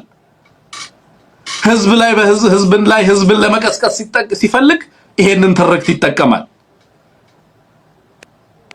ልሂቃኖቹን ሚዲያ ላይ እየመጡ ይሄንን ስርዓት የኛ ስርዓት ነው እያሉ እንዲናገሩና ህብረተሰቡም ይሄን አስተሳሰብ እንዲገዛው ለማድረግ ጥረት ሲደረግ ትመለከታለህ ለማለት ነው። አንሙት እንዲህ አይነት ንግግሮች ሰሞኑን በስፋት በበርካታ ቦታዎች ላይ ህብረተሰቡን እያናገረ እንደዚህ አይነት ሞቢላይዜሽን ለመስራት ጥረት እያደረገ ነው ያለው። እንዲህ አይነት ንግግሮች የሚነገሩት አንሙት የዋር ታይም ፕሮፓጋንዳው ጊዜ ጦርነት ውስጥ አክቹዋል ጦርነት ውስጥ ሲገባ የነበረውን አይነት ቅርጽ እያያዘ እያየሁት ስለሆነ ነው። ሚዲያውን ሞኒተር አደርገዋለሁ። ሳረገው በዛን ዘመን በዛን ጊዜ እነሱ የነበሩት ፕሮፓጋንዳዎች ሁሉም አይነታቸው መልካቸው ሳይቀየር እየመጡ እንዳሉ መለከታለሁ። ስለዚህ ምን እየመጣም እንዳለ ብልጽግና ስጋት እንዳለው እየመጣ ያለውንም አደጋ እያየው እንደሆነ ግልጽ ነው። ህዝብ ውስጥ ሊደበቅ ግን እየሞከረ ነው። ስለዚህ ይሄንን ማውገዝ ያስፈልጋል። በኦሮሞ ህዝብ ስም ይሄ አገዛዝ ጥፋት አማራ ላይ እንዲፈጽም መፍቀድ አይገባም ነው፣ አደጋ ነው። በኦሮሞ ህዝብ ስም ትግራይ ላይ ጥፋት እንዲፈጽም ተገቢ አይደለም፣ ያንን መፍቀድ ነው። ይሄ ስርዓት ራሱን ችሎ ይቁም። ለኢትዮጵያ የሚበጀው ለኦሮሞ ይበጀዋል። ለኢትዮጵያ ህዝብ ሰላም ሲሆን ነው ለኦሮሞ ሰላም የሚሆነው የሚል ልሂቅ መምጣት አለበት። ይሄንን መጋፈጥ ያስፈልጋል የሚለው መልእክት እናስተላልፍ ብዬ ነው። አንሙት የምትጨምረው ነገር ካለ ትንሽ ጨምርና ፕሮግራማችንን እናጠናቅቃለን። ኤማና ጥሩ አድርገህ አቅርበኸዋል። ደምስም እንደዚሁ እንደው አንድ ነጥብ መነሳት ካለበት ኢንጂነር ይልቃል የሚለው ነገር አለ። ባለጌና ጨዋ ስታላ ጨዋ ነው የሚያሸንፈው ይላል። ማን ነው ባለጌ? በአደባባይ ከሆነ ባለጌ ነው የሚያሸንፈው። አዎ። እና አሁን ከዚህ አገዛዝ ጋር መጣላት፣ ከዚህ አገዛዝ ጋር እየተደረገ ያለው ትግል አንደኛው አስቸጋሪ ባህሪው እንደ ፓርቲ ፖለቲካም በዛ በምንም ውስጥ አንዱ አስቸጋሪ ነገር የሆነው የባለጌ ፖለቲካ ስለሚተገብሩ ኮንቪንስ ኤንድ ኮንፊውዝ አድርገን የሚል የዱርዬ ሰምተዋል አይደል? በቃ መደመርን በላኸው እያለ የሚያወራ ማለት ቅርቤት ውስጥ ሄዶ መደመርን በልተኸዋል፣ ከዛ ኮንቪንስ ኤንድ ኮንፊውዝ እያለ የሚጫወት የባለጌ ፖለቲካ ስለሆነ የሚጫወቱት ያንን የሚመጥን